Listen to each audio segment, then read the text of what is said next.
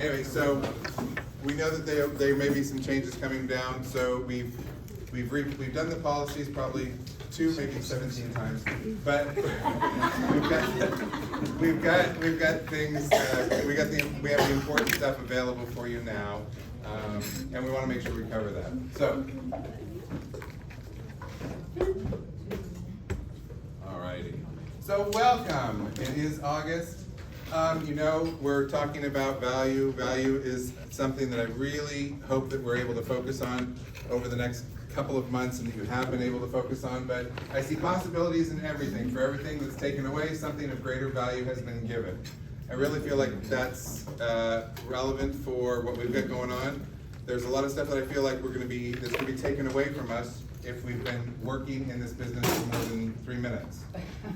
But there's a lot that's being given to us too, and a lot that's being challenged of us, which is not a bad thing. Sometimes having that challenge is a good thing.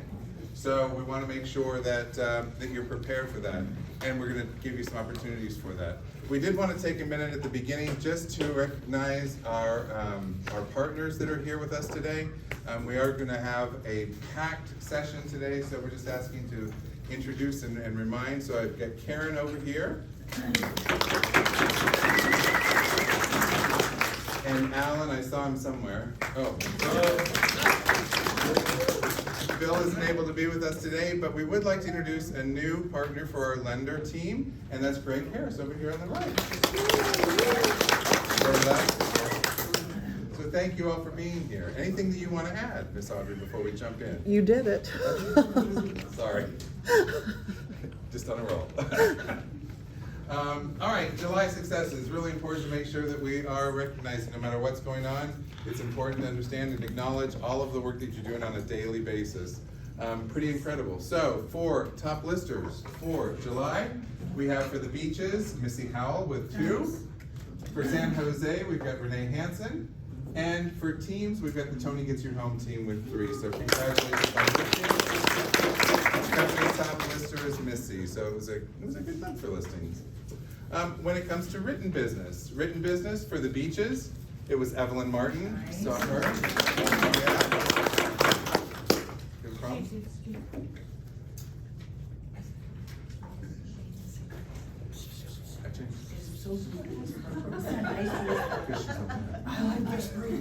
We want to know. Sit down, Teresa. So, for top sales, Evelyn Martin. So, yay, Evelyn. Okay, great. Yeah. Karen Zambetti for San Jose, and then for teams, we've got Tony. For top company was Evelyn. So, congratulations. For top producers for July, we've got the beaches with Liz McMahon. No wonder you've been so busy, right? I'm tired. You're tired. Tired. Shannon with 1.2. And Team Wise, the collective with 2.3. So congratulations. Nice. Our producers for the month.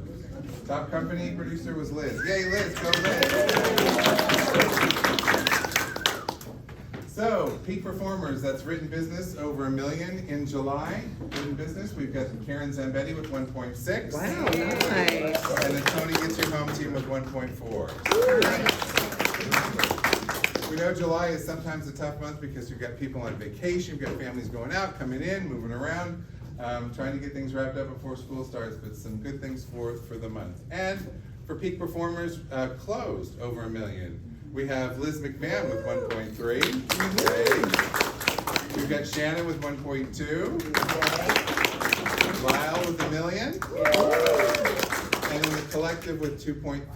Very nice. And the Tony Gets Your Home team with, I think it was 1.3. So there you go. Congratulations to everybody. Nice going. All right. Or 1.1. All right. So where are we? Top 10 through July. How flash? Ooh. That's what it is. Nice. Wow. Woo! All right. Wow. So top 10 for July. Maria Pappas with 7.9. Congratulations. You're going to double that, right? We're only halfway through. Yeah. A little over halfway through the year, so kind of think about where you are. We've got Hazel with 6.8. Wow. Liz with 5.9. Jeanette with 3.6, Evelyn with 3.3, Holly with 3.2, Renee with 2.7, Lyle with 2.7, we got Amy with 2.6, and Mrs. Sarah LaPrelle with 2.5. Wow. Congratulations. Wow. Fantastic. When you think about coming off of 2023, move into 2024, the changes that are taking place, y'all are really kicking it, so thank you very much. For our Thank you. teams, we'd like to congratulate our teams through July, I should say July. The collective with 8.7, Tony Get You Home Wow. team with 4.8, Linda and Selby with 2.8, and me and Mini-Me with almost 1 million. So congratulations. Still a nice production going on. So. And year to date, how are we looking year to date? Well, year to date, one of our big Achilles heels last year was our listings. And I'd like to say that with listings, y'all are really taking the market, so congratulations. With listings, we were at 11.5 with 22 listings, and we're 35 million ahead of last year. Wow. Yay. That's really good. Where the rubber meets the road, right? Can't list, can't last, get those listings out there, brings you the buyers, a nice place to be, so congratulations. Under written business for this year, in July, we did almost 9 million with 22, and we're at 91.9 or 92 million in written business. We're about 6 million ahead of last year for written business. And I will say, I do track fall through. And what's interesting is you'll see, or if you read stuff, fall through is usually around 28 to 32%. We're nowhere near that. We're way down in the teens. We're like 18 to 22. When you put something out there, if it falls through, it seems to come right back. So you've already planned for what your customers, your buyers are looking for, or anticipated opportunities. With your sellers, you're continually getting that property either back on the market and getting back under contract. And we know that it's not always the property, and we know that it's not always the buyer. But we're really low on fall through, which is great, which means these numbers are fairly strong in what you're doing in written business, so congratulations. For closed business, we hit the 100 million mark, congratulations. Through July, we hit the 100 million, and we're ahead by almost 12 million from last year. So congratulations, it's really incredible. All right, so any questions on numbers? You guys are kicking it in 2024, it's amazing, congratulations, you're doing a fantastic job. So let's get to some of the things that are coming forward this week that you've been planning for. I can't. New agents. Oh, okay, great, new agents. I forgot, that's right, we didn't do July. Linda's new? I'm kidding. I'd like to welcome Maggie Jensen. And who else? To our team, and where do we go? Oh, there we go! I'm sorry, you are Sandy Steiner. Sandy Steiner, thank you very much. Don't forget July. MJ, MJ's good. Never good, did I miss anyone? I thought I felt something shake in here. Okay, so new to our team, so thank you very much. If I missed you, I'm sorry. All right, so NAR settlement forms and changes. Let's just kind of refresh. So some of the key settlement features, just so you're all on the same page, just the key elements of it. Buyer brokerage agreements are required when you're working with a buyer starting this week. I know a lot of you have been doing them, many of you have been doing them for years. That's fabulous. Buyer agency agreements are slightly different and updated, so just be aware of that, but buyer agency agreements are required. What this means is that you're going to have to set up an app file for your buyer, and you're going to have to submit your buyer brokerage agreement. We'll talk about in more detail about what your options are, but you are going to have to submit that buyer brokerage agreement. We are responsible for making sure that you have a buyer brokerage agreement for every buyer that you're working with, right? And we haven't figured out how if more than one of you are making an offer on a property on the compensation agreements, how to track those yet, but that's in the future. We'll work on that one. No compensation in MLS, property management, residential sales, commercial, anything in MLS, no compensation will be identified.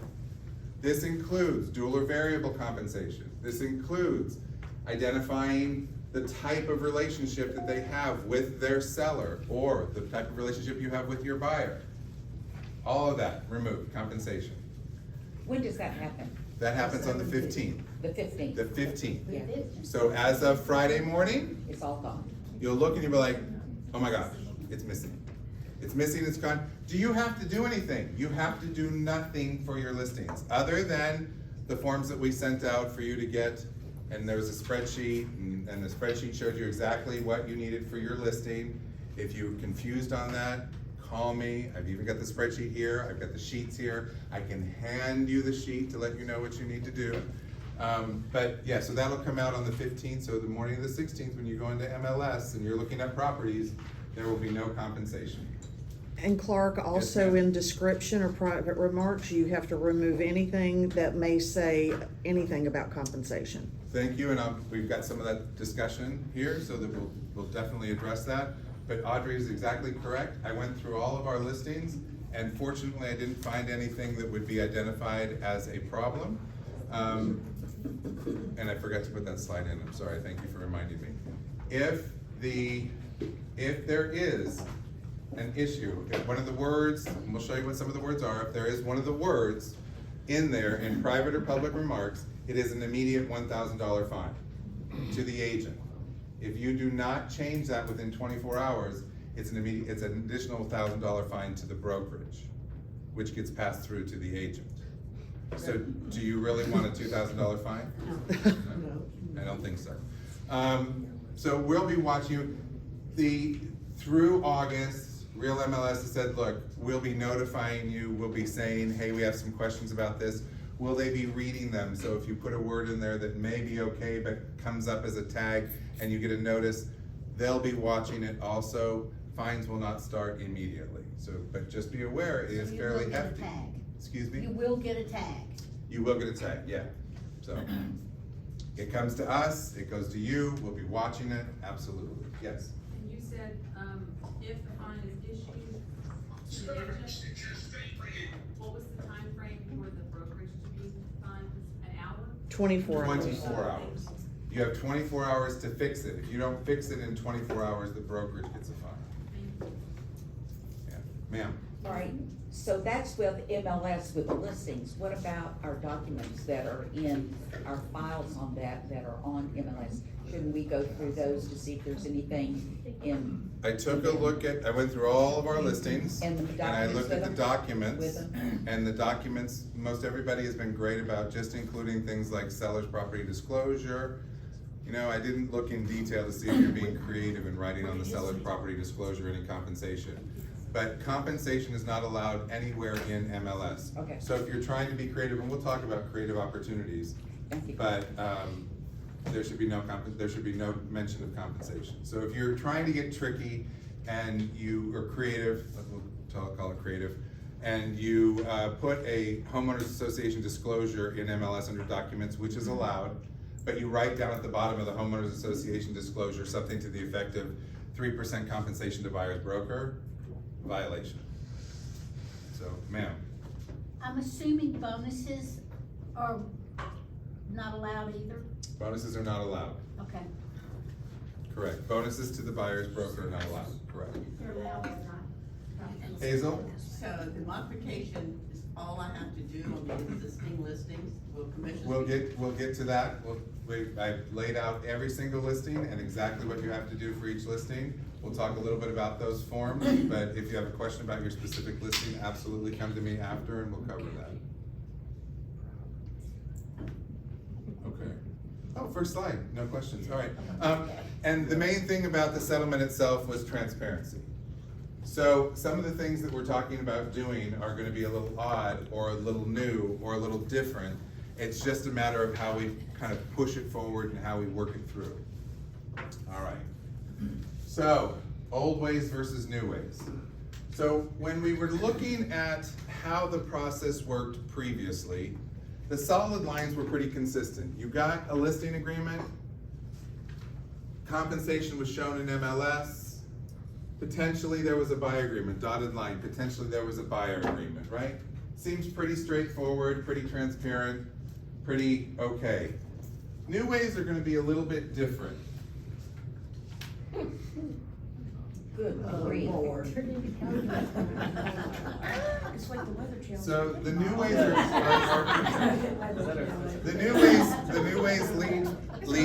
opportunity for communication, right? So when you communicate as a listing broker with the seller, you may have an opportunity, and this line should come over to the agent itself, to negotiate. The seller can negotiate straight to the agent with their compensation. The listing broker, the compensation can go through the listing broker. So you can go from the listing broker to the selling broker. There's definitely a buyer agreement. But you can see there's a lot of dotted lines, so that leaves you a lot of opportunity. How is it gonna work best for the buyer and the seller in the transaction? This is the piece that was the transparency piece that the settlement was really looking for. How can we create stronger communication between the buyer and the seller and not have the listing broker and the selling broker potentially be the dictator for how compensation is to flow? So it looks wonky, and there's a lot of dotted lines, and there's a lot of lines crossing. But when we kind of feather it out, you'll see it's really not horrible. It's, you just look at, well, transparency was truly the goal. Are we being more transparent? But it is in that there are a lot of opportunities for the buyer and the seller to communicate and connect in how they want their compensation to flow, all right? So let's talk a little bit about that. One of the things, the very first thing, is the buyer brokerage agreement, right? Everybody had a chance to at least take a look at the buyer brokerage agreement, right? Hopefully. So with the buyer brokerage agreement, the main element that institutes the need for a buyer brokerage agreement is the definition of working with. So the settlement identifies that once you are working with a buyer, you must have a written agreement. But what is working with? Working with is identifying potential properties. This means that you've had a discussion about property, that the buyer, the tenant, somebody has identified that there are specific criteria to the property that they would like to see, and you are communicating with them on properties. Arranging to see properties, fairly straightforward. Arranging to see properties can be in person, or arranging to see properties can be virtual. Facilitating negotiations on behalf of the buyer, presenting offers by the buyer, or other services for the buyer. That's the problem, other services for the buyer. Here's the deal, is if you are working with a buyer, you must have a buyer brokerage agreement. Pretty straightforward, except there's so many things that you do. When does it become gray and when does it become black and white on the line that you step over, right? So, the buyer agreement. Guess what? When do we really need a buyer agreement? So what do you think? You think we need it? Think we need it for showing a property? Yep. Yes. Absolutely. So before you ever show a property, you need to have a buyer brokerage agreement. Before you ever show a property. How about open houses? No. Ooh, do you? If I'm working with the buyer and taking the buyer in, yes. Ah. If I'm the listing agent and somebody walks in, no. Okay, so, Until, That's my. correct. until Until, they're asking more questions and interested in putting in an offer. right, so open houses can be great. Open houses are great, right? Opportunity to capture a buyer, right? So you get out there, you're doing your open house, buyers are coming through, it's fantastic. Hi, Mr. Buyer, are you currently working with an agent? Yes, I am. Great, on they go, no problem. Hi, Ms. Buyer, are you working with an agent? No, I'm just looking. Okay, great, please feel free to tour the home. Ms. Buyer comes back to you and says, you know, this is actually really nice. I really like this house. She starts asking questions about the property. Now you start having a discussion about the property, right? Do you have to have an agreement at that point? Why not? Why not? Great idea. I see this, I see this, I see. So at that point, you don't need an agreement. You don't need an agreement. However, it's not a bad thing to just start the discussion of how you can work with and the value that you bring to a buyer.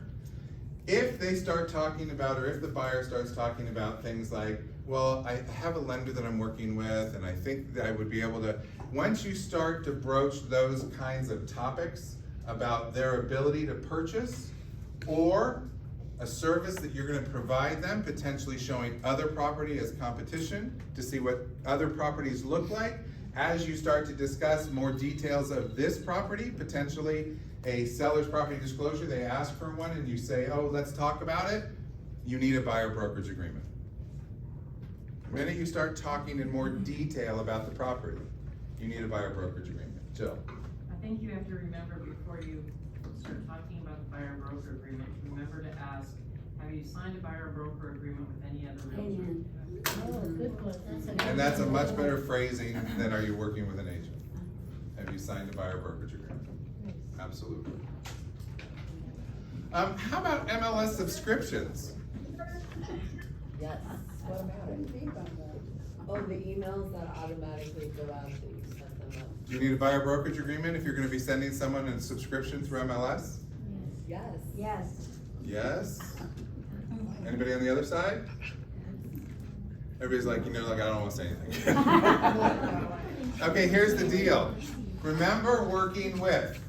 Okay, we as realtors have gotten into a bad habit of saying that, oh, hi, nice to meet you, can I get your email address, I'll send you properties. Hi, nice to meet you, can I get your email address, I'll send you properties. We get the email address, we set up a subscription, that subscription matches and mirrors conditions or property conditions that they've given to us. Are we working with them? Yes. You're working with them. You're working with them. So if you're sending them a one-off, in other words, you send them a property, send them a note, send them a property, send them a note, different times, you may not be working with them. But if you start sending them regular listings or listings on a regular basis, that's defined as working with them. You need something in writing. That was one of those things that came up, and people were like, well, wait a minute, I just set up a subscription, I didn't do anything with it. Well, that's kind of now a bad thing, which is a good thing, because you became the delete key so frequently. This is an opportunity to find, or if you've got people currently on subscriptions, now might be an opportunity to reach back out to them to see how hot they are in the market for purchasing and what you can do to assist them, right? Kathy? A scenario, you've already sold somebody in-house, Right. but they still want to be on the subscription. Right. You have to get a buyer broker agreement with them now, when you've been doing it for 2 years. If you were working with them, hopefully you got a buyer brokerage agreement when you bought them, when they worked with you. If these are a past customer 2 years ago, before all this started, then yes, you need to contact them and talk to them about how things have changed and how excited you are to be able to work with them. And you have. Yeah, I'll be right on that. Nice, nice. That was smooth. That was smooth. I think your eyes are turning brown. Do you have the buyer broker agreements up there? Do you have buyer broker I agreements up there? don't, I have them up here, but I don't have them. We'll talk about all three of them, but, so. Kathy, in case you didn't hear it online, Kathy said that, my eyes are brown. Anyway. Amy Owens, go ahead. Sometimes I set up subscriptions for people who I've sold them a home so that they can keep an update on their neighborhood. What do we do with that circumstance? So that's very similar to what Kathy was saying, is that when you do that, that's, yeah, no, it's perfect.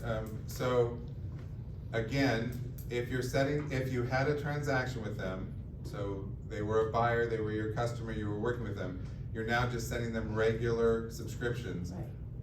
You should still go ahead and have them sign an agreement, some sort of buyer broker agreement, because you're sending them information on a regular basis that meets specific criteria. So you are working with them.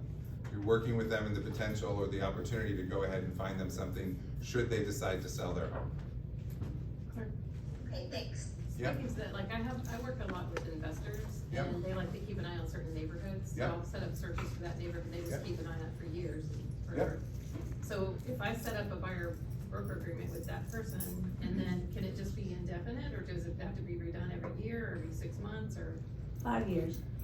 No, well, good point, but it should be no more than a year, otherwise the contract law changes Okay. after a year. So it would be for a year and then you would extend it, or you would create a new one. But remember, this isn't a bad thing. It's not a bad thing to be able to have to reach back out to your customer to talk to them about how their properties have changed. Also, if you're working with an investor, you bring up a good point, because investor might be working with you, they might be working with Bonnie, they might be working with 3 or 4 people. So the agreement that you would put together would be for specific areas, either neighborhoods or areas of Jacksonville, or specific markets, and that would be sufficient for you. But yeah, you would need a buyer brokerage agreement signed with an investor, with a past seller that's now continuing to look at properties to see what the market value is doing. But remember, if you're looking for an option, there are options behind this, right? If you're using some sort of contact management system, or you're using your Excel spreadsheet, and you've got sellers that you've worked with, you should be contacting them on a regular basis anyway. Maybe every 6 months you send them, you talk to them about sending them an updated market analysis for their property and some other properties, right? But if you're keeping them on that subscription and they're receiving information from you, you are working with them, especially if you sold them something and are hoping to be the agent that they work with when they list again. Okay, I have another question about that. Okay, go ahead. How are we being policed? Like, how is somebody gonna know that? Like, if my investor doesn't ever actually decide to buy in that neighborhood and I didn't have that agreement, like how is that being sorted out? I'm not sure I understand the question. I mean, how are we tracking which buyers you get agreements Who's for? gonna be finding us? How are we gonna be, how are they doing that? How are they keeping? Okay, so track? the responsibility is part brokerage and part MLS. So at any moment, you could get a request from MLS for a buyer broker agreement from the past 3 buyers you've worked with. They are gonna have names. They don't look at your contact management from MLS, but they do random checks, so they may ask for a buyer brokerage agreement. On closed business Potentially on or closed pending, business. or Yeah, pending. pending or closed business. Or if you've got a listing, they could ask for any buyer brokerage agreements that you've signed with anybody who's interested in the property.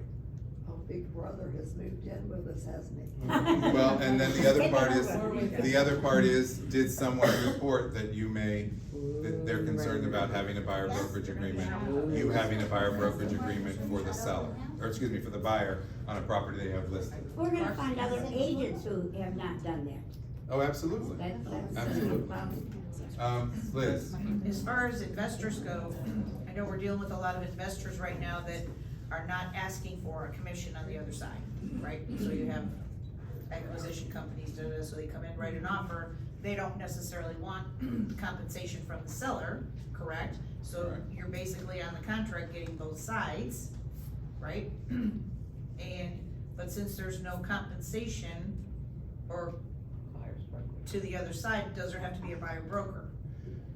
So, if you then identify yourself as being on both sides of the transaction, yes, because you're working with them. You may be working with them in a non-rep capacity, but you would still be working with them, you would need a buyer brokerage agreement. That would just say 0, you're getting paid 0. So I'm getting paid 0 at that point, on the Correct. buyer side. Correct.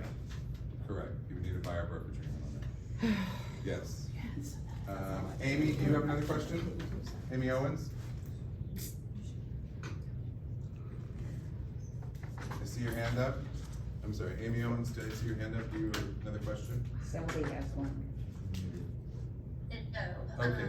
I see I have to lower my hand, sorry about that. No, that's all right. No, that's what it's there for. Selby?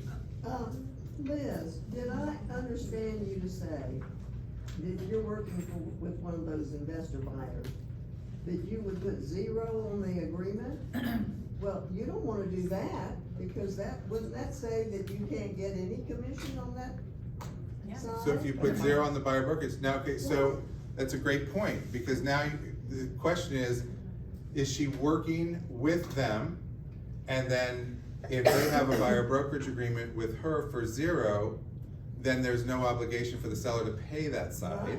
However, if the seller has agreed to pay compensation through the brokerage, then the brokerage could collect both sides of the transaction, because the listing agreement allows us to collect on both sides. Well, I thought it said that if you have 2% on your buyer broker agreement, and the seller's offering 3, the most you could get was 2. That's my That's correct. understanding. That is correct. So, Then how is this different? So she could only get 0 from on the buyer brokerage side. But she Which was I'm not getting, which saying I'm- that she would get both Oh, I sides see what you're of saying. it. Because on the contract, it lists me as both the buying Right, agent but and the her, selling but agent. she's right though. If you put 0 in there. Right, Then you can't get the other side. Because the compensation, whether it flows through the seller's brokerage or through the seller, you can't get any more compensation than is identified in your buyer brokerage agreement. So if you put 0, you're not gonna get it. And You those- can't claim the other side, and the seller has no obligation to pay the other side.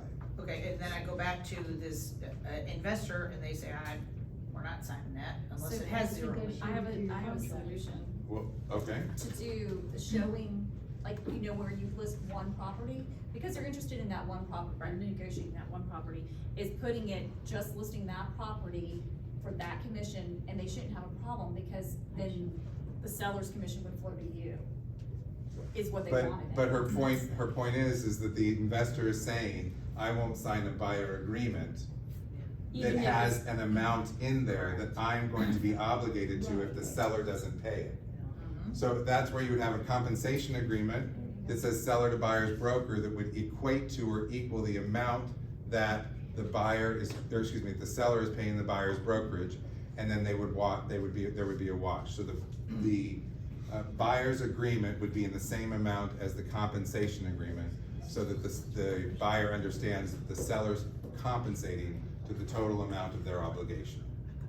Well, then you need a buyer broker agreement for every property that you showed them. If you did a showing agreement, correct, or you would have to have one showing agreement that lists multiple I'm not showing properties.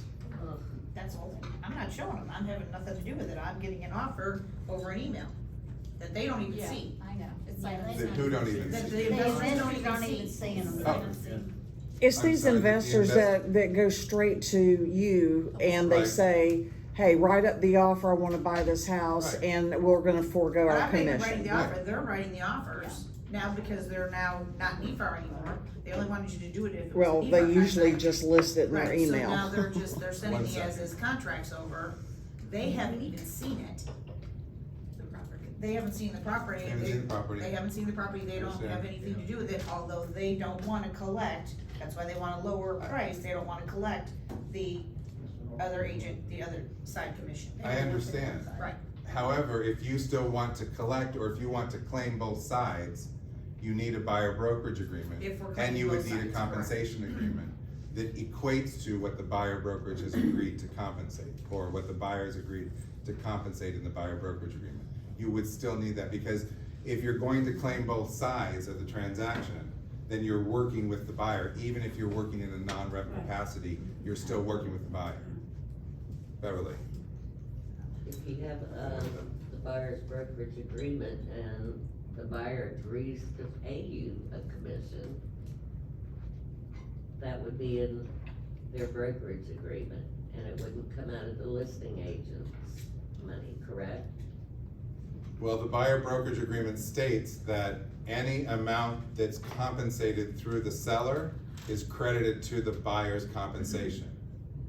So even if you have a buyer brokerage, so if I have a buyer brokerage agreement, and we're all with the same brokerage, so we can talk openly, if I have a buyer brokerage agreement at 3%, and the seller is offering to compensate at 2.5%, the buyer's brokerage obligation, or the buyer's obligation to pay the buyer's brokerage, is reduced by 2.5%. So the buyer at that time only owes the brokerage 0.5%. But the buyers will be able to pay a commission, Buyers at all levels have the right to pay a commission, yes, okay? at all different financing. Linda? At the risk of going too far afield, and if you wanna wait and answer this at another time, I understand. Part of why we did this. You guys, everybody kind of listen up, please, so we can. Y'all. The company has had a policy about the minimum commission that, when you list a property. What is the company policy when you work with a buyer and you, I'm gonna put that into the parking lot. We've got that here for you. right now? I'm gonna put that into the parking lot. We have that here for you. Okay, great, thank you. Was there a question over here, miss? Huh? We'll meet you in the parking lot. We'll meet you in the parking lot. I'm gonna put that on hold, and we'll go ahead and cover it. The fight in the parking lot. Okay, Champagne in the car? sorry. I'm putting that on hold. We need a little levity at this Yes. moment, okay? We'll get to that. So these are great, I mean, that's why we have the question marks here, is, these are great, but again, just to kind of tie that up a little bit, if you're working with a buyer, traditional buyer, odd buyer, strange buyer, obnoxious buyer, investor buyer, if you're working with any of those buyers and you expect to get credit, there has to be compensation that flows. So you have to have an agreement, even if you're working with them in a non-rep capacity. Okay? Can you think of another? We've got investors that came up, we had open houses, MLS subscription, investors, what else? Anybody else wanna bring up another strange buyer? Yeah, Buyer your situation? relative. Family, yeah. Relatives, you refer them out. Relatives. Did I miss anybody online? Okay, all right. So you need a buyer broker agreement if you're working with them. That's really it. And so that we're not all freaking out about the different kinds of buyer agreements that exist, the first type of buyer agreement that exists is the pre-touring one. I like that one. Okay, so you like that one? Okay, that's great. Very simple. It's designed for a very short period of time. Please do not do it for more than 7 days. Oh, wow. She was gonna do Thought that may open your eyes a little bit. It does, it's your opportunity to meet with the customer to begin to develop the relationship. It lays out responsibilities. It places the consumer on notice that an additional agreement may be necessary. The use of this has been, or the description has been, let's go to coffee. So. Date it later? Date later? Yep, date later, we'll get there. We'll get there. So let's go to coffee, swipe left, swipe right, whatever you're doing these days, it doesn't matter. Anyway, this is just the beginning. So pre-touring agreement, how are we doing this? Pre-touring agreement, you get that call, I wanna see this house, you wanna run out and show it, but you also wanna capture the customer. This might be an opportunity to do that. You do it for a very short period of time. Really, please, no more than 7 days. Liz, did you have a comment? She's biting her tongue. Okay. Is it required? No, these are the 3 options for buyer agreements. Okay. These are the 3 options for buyer agreements. We'll talk about how they lay out and how you mix and match them. Mix and match. Absolutely. Okay. So, we're talking buyer brokerage, we're talking options for buyer brokerage. There's no defined method. You're gonna have to set up some of your own business policies for how you do it, but they have to be consistent. The second option is your showing agreement. This is your showing agreement. This is really more specific to properties. It establishes a start and end date, so it's like a contract. It's more formal. It includes the retainer if agreed. And we'll talk about that also. Compensation includes sale, lease, and lease purchase, which is not in the pre-touring agreement. There is an established modification. So the showing agreement can be modified. Pre-touring agreement really can't be modified. Really? So it's really not, it's just for a short hit. You're like, okay, let's get to know you. This is the let's date. So we're back to Hazel's let's date. So we've had coffee, now we're thinking about dating, we're gonna go out more than once, yes. Okay, if you said the pre-touring agreement can't be modified, but then you switch to a buyer-broker agreement, does that cancel the pre-touring? So, okay, see, your minds are going, what, do I have to have all of these? These are the 3 options. We'll talk about the ways that you can implement them in a minute. I need to make sure that you're all aware of the 3 options that exist, because prior to last week, there was only really one option, the exclusive buyer brokerage agreement. The pre-tour and the showing agreement came out last week. We sent it out to all of you, kind of give you an idea about it, but, or we can ask them. But you can do these in any order that match and mirror the development of the relationship with the buyer. Right? And then the third one is the exclusive buyer brokerage agreement. So there are three different buyer agreements, buyer brokerage agreements, three different buyer brokerage agreements. The exclusive buyer brokerage agreement is the more detailed agreement. It covers all properties, all types, geographically defined, creates an exclusive relationship and liability for compensation. Established modification agreement, we see only each other, right? Till somebody cheats. Till somebody cheats. How'd they get around it, right? Oh, they'll pay. Oh, they'll pay. They'll pay. They'll pay dearly. Yeah. All right, so, buyers, working with, need an agreement. These are the three different types of agreements. Is there a specific order? No, there's not a specific order. But if we look at the different agreements, we can see there's the pre-touring agreement is just very basic. It's one page. It's certain number of days, please, no more than 7. Brokerage commissions are not set by law, which is the statement that you're gonna see in every single document and form that's coming out and that's been revised. Specific details, compensation is identified, they sign it. This is really, your one-hit wonder. This is your Milli Vanilli. This is, we're going out, we're gonna see a property, but after that, we're gonna figure out how our relationship works. And that can be the showing agreement. Notice, more specific details, properties, broker's obligations, consumer's obligations, compensation, all of that. Can it be modified? Yes, it can be modified. The compensation can be modified. The locations can be modified. The time can be modified. This document can be modified. And then the third and the one that we're recommending, of course, that you end up with is the exclusive buyer brokerage agreement. Most intense, most detailed, sets the guidelines, talks about what happens if somebody doesn't pay, how we manage that. So those are the three different agreements. This is what they look like. They're all in app files now, ready for you. They're all there. So Clark? Sir. Question, back to an earlier question, when someone said, hey, you have an open house, and did you sign a buyer brokerage agreement?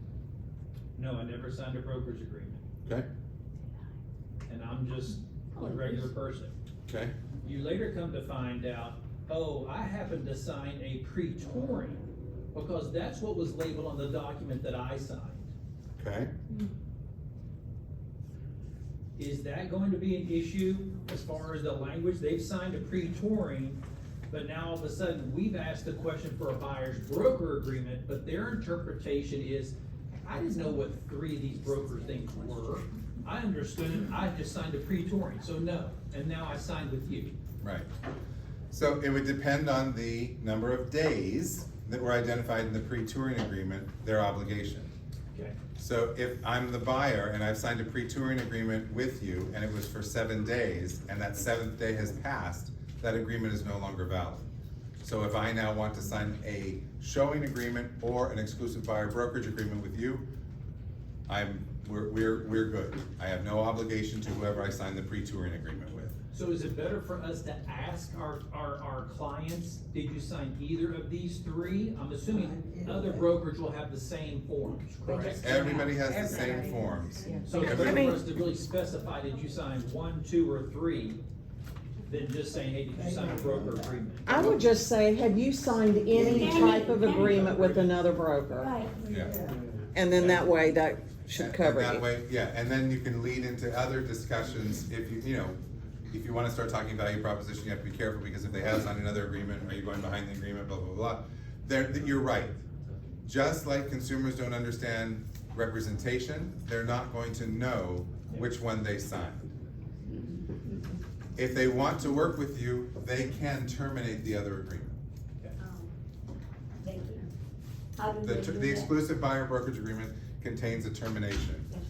Troy and then Jill and then Diane. I have a quick question, Clark. How will this work, like, on a referral situation, to say if another agent in Miami refer a client to me, but the buyer has a broker agreement signed with them, will they have to sign it with us too? Yes. Okay. So most likely, I would hope that the buyer brokerage agreement with the person in Miami is area specific. Oops. I'm going backwards. Can we wish we could go back. So in the showing agreement, it would end up being property specific that would be identified, so most likely properties in Miami. And then in the exclusive buyer brokerage agreement, you would be area specific. Okay. For us here. Okay, Jill, and then Jill? The first two buyer broker agreements, do they contain language that say that you're exclusively working with the other brokerage? No. The only one that is exclusive is the buyer brokerage agreement. The exclusive buyer brokerage agreement is the only one that contains any language for exclusivity. So for the first two, if they sign that, they're really not working with that other broker, even though they've signed that agreement. They are, that the agreement connects them to that other broker based on the fact that it's a buyer broker agreement, that they're working with someone, so they've signed an agreement. So where I think you're going is, the pre-touring is really just a short period of time that they're working with that broker. That's the other thing that we have to remind ourselves, is that if we have a customer that signs us, they're only working with us for a short period of time, a certain number of days. And again, the reason you don't want it for any more than 7 days is because you don't want to be continuing to work with someone who's not committed to you in some way. The second one, the showing agreement, they're committed to you, but for specific properties. So you're working with them on those properties. Could they be working with someone else on other properties in the same market area? Yes, they could. And then the exclusive is, hey, if you've already signed something with someone else, now you sign this with me, you are committing yourself to pay 2 different compensations. No matter where you buy, as long as the areas are defined. Or you stick within those areas when you buy. Okay?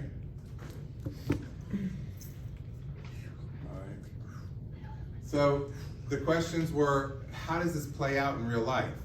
Well, when you make that consumer connection, you have to make a decision, what am I doing? If it's someone calling and they want to see my listing, I want to run out and show them the listing, I probably need a pre-touring agreement, because it's a shorter period of time of showing them just that property. I may end up giving them a non-rep if they're working with someone else, or who knows, I may turn this into a buyer consult with a showing agreement and a contract, or I may do a buyer consult with the exclusive buyer brokerage. I don't know which is the path that's going to be followed.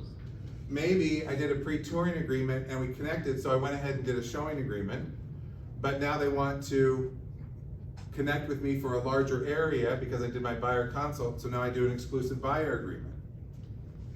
So you have to determine which process is going to work for that customer. But here's what I'm going to say, is no matter who the customer is, create those items, create those criteria that are general and can be used for anyone. So if my criteria is I'll show my listing once, but then I have my buyer consult and I'm going to enter into either a buyer showing agreement or exclusive buyer brokerage agreement, that's fine. But it has to be consistent with everybody when it comes to your listing. Hazel. So we need to have these forms with us? I was thinking the same thing at all times. You can't go to lunch with a friend. I don't think it's a bad idea. I mean, so some things, Bonnie said, I wish we could go back. When in 97, when I first started, I carried around a box that had files in it, and it had a copy of the purchase and sale agreement, and a copy of this agreement, and a copy of that agreement, so that if anything happened, I had to do something on the hood of a car, I had it with me, and I could do it, or in the bathroom of a house, whatever it happened to be. So to answer your question, I think it would make sense to create a binder that has some of these forms, maybe 3 of these forms in there, so that you're protected. Absolutely. Remember, this is also protection for you, right? How many of you have lost a buyer? Oh, no, There should be a lot of money. I know I have. So all right. So I've got Diane and then Faith. Diane. Okay, my question was earlier, okay, how does the buyer exclusive agreement differ from a listing agreement? Because you know how we cannot solicit if a property's already listed, you cannot solicit to that seller, you know how there's a Correct. So is the same thing for a buyer agreement? If they're already under contract with another buyer's agent, are we not allowed to talk to them about Okay, so if, and we're going back to what Mike said, do they know what agreement they signed? So have you signed an agreement with another brokerage? Yes, at that point, we probably need to end the conversation. Or, oh, is it for a longer period of time? I mean, and you have to be very careful, because if you start asking questions, you could be going around. However, you're talking directly to the buyer. Remember, in the exclusive listing agreement, a seller can contact as many agents they want, even while they're under contract for their property. So a buyer, even if they're under contract with an exclusive buyer brokerage agreement, can talk to as many agents as they want. It's whether they sign something or not. So I have a scenario. One second, let's go to Faith and then I'll come back to you. I think you answered the question earlier, because say if they lied, and just say Right. they didn't sign anything, cause, you know, that people lied. And so I think that you said like they'll be on the hook either way for both. So if a buyer misleads you or doesn't understand what we're doing, and I'm gonna tell you right now, there are gonna be a lot of, I know we say buyers are liars and sellers are too, but buyers, it's not that they're trying to, we have to give grace in the next 6 months. It's probably not that they're trying to lie or that they're lying knowingly. They probably don't even understand what the hell's going on. Exactly. We're having enough trouble. So could they be obligated to more than one compensation? Absolutely. If they sign an exclusive buyer brokerage agreement, and then they sign one with you, and there's, the exclusive buyer brokerage agreement doesn't limit you to Southside and the other agent to North Jacksonville, then yes, they can be on the line for 2 compensations. Absolutely. Lynette. So this has happened 3 times recently to one of my listings where someone called me Sure. and said, I see your property listed, blah, blah, blah, can you come show it to me? And so in that situation, I mean, I should ask, do you have, well, I always ask them if they're working with the realtor, but now I would have to ask about the agreement. And if they have signed something, they've already got a realtor, they've already signed something, but they're getting married or something, and they really need to see this house right now, and they're putting that pressure, I just say no, or I go show it anyway, or. Sure, you're having an open house. Okay. Oh, we're gonna get calls on Liz. I can tell you right now.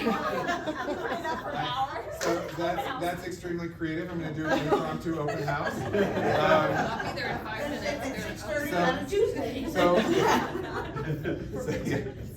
And I'll put it out on social media. So for anybody online who couldn't hear that, Lynette was saying, you know, I get a call from someone and they say, I'd like to see your house right away. Can you show it to me? Yes, instead of asking the question, you're working with a realtor, now we really need to say, have you signed a buyer agreement with another realtor or another brokerage? No, buyer liar, Faith pointed that out. Okay, great. Now, but I really wanna see this house, you know, or, well, yes, I am working with someone, but they can't show it to me right now because they're in Uruguay, or they're someplace, or they can't do it right now, can you do it? Well, I mean, if it's your listing and you wanna get it sold, you may go and show it. That's fine. You can do a touring, agreement for a pre-touring agreement for 1 day and show it. You can you can give them a non-rep and just open the house and let them go through it and be done with it. Just don't talk to them, just open the door. Yeah, just, Go. here you go. You have any other questions? You wanna? I mean, don't answer questions, Don't, be very conscious of the questions you're answering and direct them back to their realtor, because that's your job, is to direct them back to the realtor. Wouldn't you want anyone to do the same to you, for you? If someone showed up at an open house and they said, yes, I'm working with a realtor, wouldn't you want that agent to direct them back to you? That's exactly what we should do. So if they refuse to sign the 1-day touring agreement, pre-touring agreement, then we should just, then, I mean, that's gonna be a real thing, I feel like. So should we just not do it, or should we? I would give them No, it's never.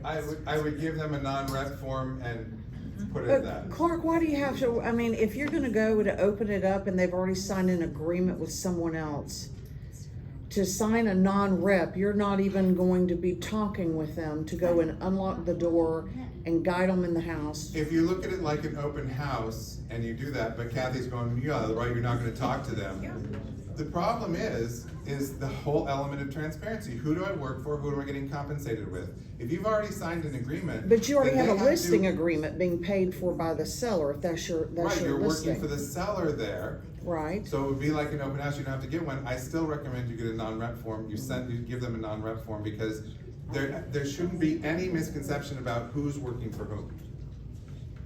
Right, but you're just opening up the house. Right, You're just not like an even open house. going to, Audrey's right. you're not even going to write an offer. They've already got, I'm just being devil's advocate. I Yeah. understand, but here's the deal. Exactly like Kathy was saying, I'm gonna open the house and let you in. So now I'm not gonna talk to you when you're going through the house and asking me all sorts of questions. I'm not gonna talk to you, right? That's not real. gonna happen. We're gonna talk to them. If we look at it like an open house, you wanna do a 45-minute open house and you don't need an agreement, that's fine. You know, you can rent out and do that. You're working for the seller, you're gonna get compensated by the seller. I still think you should have a stack of non-rep forms there, or that you hand them something that lets them know that you do not represent them. Because as sure as, we've already got There's gonna be shoppers out there. we, There's gonna be shoppers out there. there's gonna be shoppers, Absolutely. but there's also already a case down at Florida Real Estate Commission where one brokerage has filed a complaint against another brokerage because the brokerage canceled an agreement, canceled a showing and said, I'm canceling it because there's no compensation being offered. Right? See, the idea of compensation exists between the buyer and the buyer's broker, between the seller and the seller's broker, between the buyer and the seller. So if I don't show a house because a buyer has signed an agreement with me and now they don't want me to show the house, it better be in writing somewhere that says, I won't see any house that doesn't offer at least 2.5% on your buyer brokerage agreement. And don't be saying to other brokers that you're not showing the house. Don't make an appointment unless you know the house size. So you gotta make some phone calls, but we'll talk about compensation agreements too. So I understand exactly what you're saying. I'm just talking practicality, and with things that are gonna happen and people, they're understanding and, hey, I can't get a hold of my agent and I just wanna go in and take a look at it. Okay, I need to get you, to sign. It's not gonna happen 100%. It's not. I know it's not, but if we at least give you the options so that you know what's there, can you treat it like an open house? Sure, treat it like an open house and let someone go through the house. But the minute you start talking to them and answering questions, which we know you will because you can't stop talking most of the time, then because you're trying to sell a house and you have to listen. Well, what you can do is say, I'll meet you there, I can't say a word, or you need to sign this agreement, then I can talk to you. Or you don't have to even say that. You can just have a non-rep agreement that's there that nobody has to sign. I know you don't agree, but you guys, there are gonna be shoppers out there. Be a lot of them. There are gonna be things that people are asking. It's a matter of transparency. You have Shoppers on whose end? both ends. No, I'm All talking ends. about who's going to shop? Are you talking about MLS? NAR's gonna send shoppers out. NAR. NAR sending shoppers out, I imagine Florida Realtors will send shoppers out. DOJ? As far as I don't think that MLS will, but DOJ, I think definitely. So, we just have to be prepared, that's all. And I know that you guys, I get that you're looking at this going, well, that's ridiculous. I'm a listing agent, I'm gonna be paid by the seller, I just wanna get this frickin' house sold. Right? Houses are lasting on the market more, I get it. Fine. I will do an open house for you for 45 minutes. Call it an open house, if that's what you wanna do, I'll do a 45-minute open house. I'll hand you a flyer, walk through the house, it's all good. I'm telling you that we're going to find these things coming up and more things are gonna come down the pipe. So at least if I prepare you to say, and if you just have a non-rep form there that you can show them, that you can give them, you're probably doing yourself a service. And you're doing them a service because now they know that you don't represent them. Guess what? Maybe after they see the house and they start talking to you, they'll want you to represent them, and then you can get a buyer agency agreement signed. Okay. But I get that it's a lot of convoluted items, but I need you to be prepared. I need you to know the tools that are out there that are available to you in most situations, what you need to do, what would be reasonable, and what might seem unreasonable, but that would probably be in your best interest. I agree it's in the best interest, but I'm talking I'm being I- devil's I advocate, the hear you. practicality. I don't disagree that we're not gonna run out and show a house and run away. Black Cloud. So previous to real estate, I had 5 licenses that I had to manage the rules and the CA thing. Talk louder, please. So before I had my real estate license, I had 5 different licenses, and some of them were in securities, which is real highly regulated, more than real estate. And we had to do, in certain situations, and that's what I'm trying to figure out here, we had to do the Vanna White thing, like where this is not the situation that I can give a lot of information, you just show something and you let them think about it and decide, and you can't really have a big engaged conversation. Right. So if they refuse, can you do the Vanna White thing, or can you not, just Yeah, all the things that you guys are talking about are applying. I'm kind of giving you the where we need to go or where you need to be prepared. Audrey's point is it practical? Liz's point, do it for a 45-minute open house. Call it something different. A Vanna White thing. Absolutely, all of these things apply. But what you need to know is the person on the other side now, according to the DOJ, according to the NAR settlement, needs to know exactly how you work with them. So if you're saying, hi, welcome, go through the house, which a house that's furnished, a house that people are living in, a house that has jewelry, a house that has, do you wanna do that? I don't know. What's the situation? Would you wanna just let them go through versus give them a non-rep form and be able to answer a couple of questions, deal honestly and fairly with them? There are only 3 requirements in a non-rep, right? What are they? Deal honestly and fairly, account for all funds, and The other. disclose facts. Okay. That's Disclose great. material facts. Just keep, the listing agent should keep those just there at the house. Yeah. Sure. Or in your Karamy box, or whatever it is. I get that it doesn't, I get that you're saying, this doesn't make sense to the way that I do business. I'm a listing agent, I wanna go out, I'll sell the house. If somebody doesn't wanna pay attention to their customers, I'll pay attention to them. I'll get the house sold. Got it, good, perfect.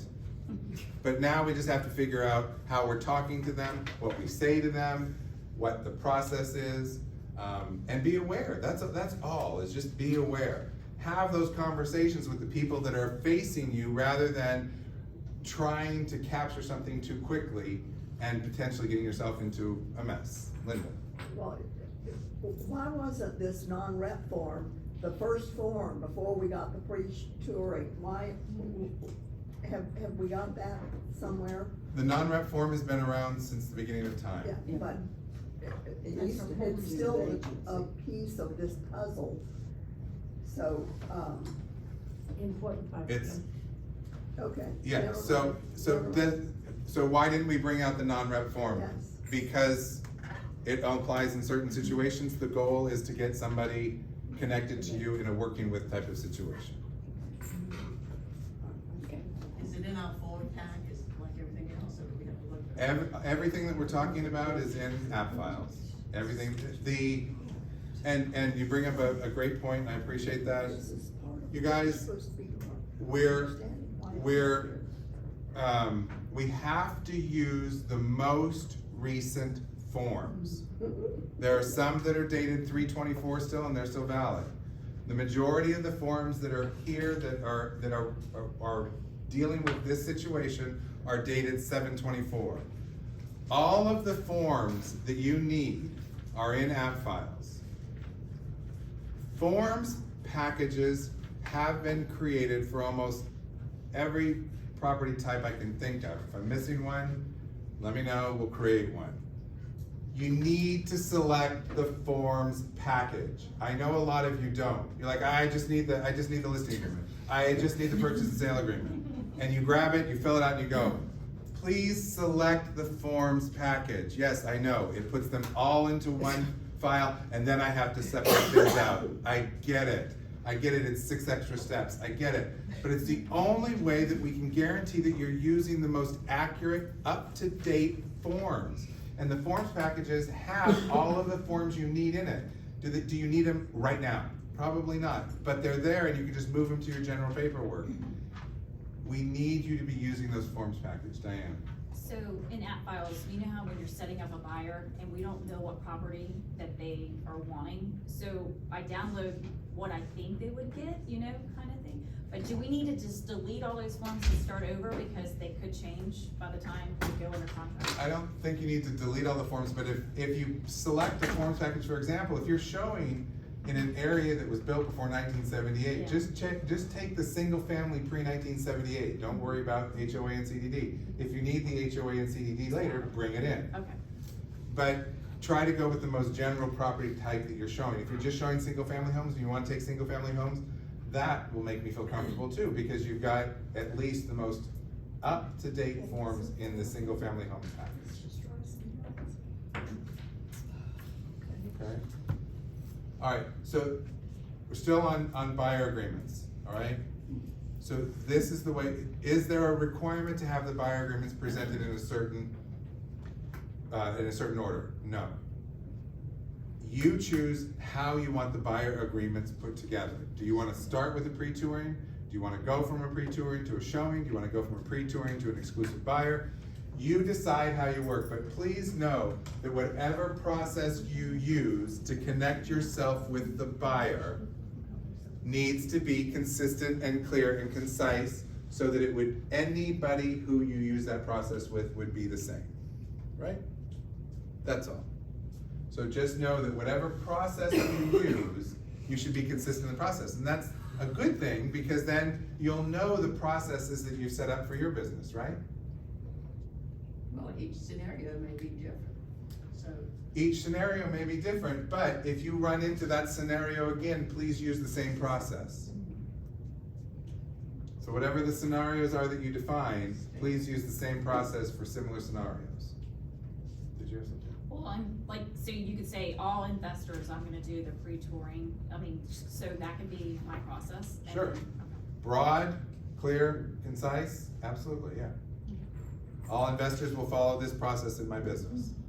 All buyers, you know, for properties, this price point will follow this process. All, So it could be price point too. Okay. sure. Arbitrary identifiers. All right, so what does that mean? Yes. I'm sorry, Bonnie, yes. Okay, what about when a buyer calls listing agent and sit on the phone and wants to know all about this property? I assume we can speak like we have in the past, Yep. but until we get out and meet them, that's when we need. Right, well, I mean, yeah, All right. yes. So the question is, if someone calls and just starts asking questions about the property, we wanna try and get them interested in the property, well, I think one of the things we need to start adding to our vocabulary is, you know, oh, that's great, you know, I'd love to tell you about the house, you know, 3-bedroom, 2-bath, blah, blah, blah, blah, blah, blah. By the way, are you currently connected with another realtor? Have you signed an agreement with another realtor? Whatever words you wanna use. Yes, no, maybe so, yes, then great. Would you like me to go ahead and forward this information to your agent? Or to you and your agent? Oh, okay. You know, you can do something like that. If they're, no, I haven't, great, you know, then what's your process? Do you wanna see the house, pre-touring agreement? Let's sit down and chat, consult, exclusive buyer brokerage agreement, great, whatever. But yeah, it's not that you can't talk about the property when they call. That's kind of like Liz's open house, you gotta. So tell them all elevator about it speech. before you go and show it, and then just keep your mouth shut, right? That's an option too. Oh, I gotta take this call. Going on tonight. Right. They steal everything in the house. Or You you call them pretend, while or you you're pretend out. you're on the phone, you have one of us call you and then you tell us about the property while they're. Right. Oh, I got lots of things to buy. You better hurry up. Clark's gonna chew me out after y'all leave today. Oh, no, I'm all about being creative, it's just, I just gotta make sure you guys have the foundation, then we'll get as creative as we can. Kim? How do we know what commission to put down on the pre-touring? Would we have to call the listing agent and find out so that we know what to put down on that? The pre-touring, all three forms that we've talked about so far are buyer brokerage agreements.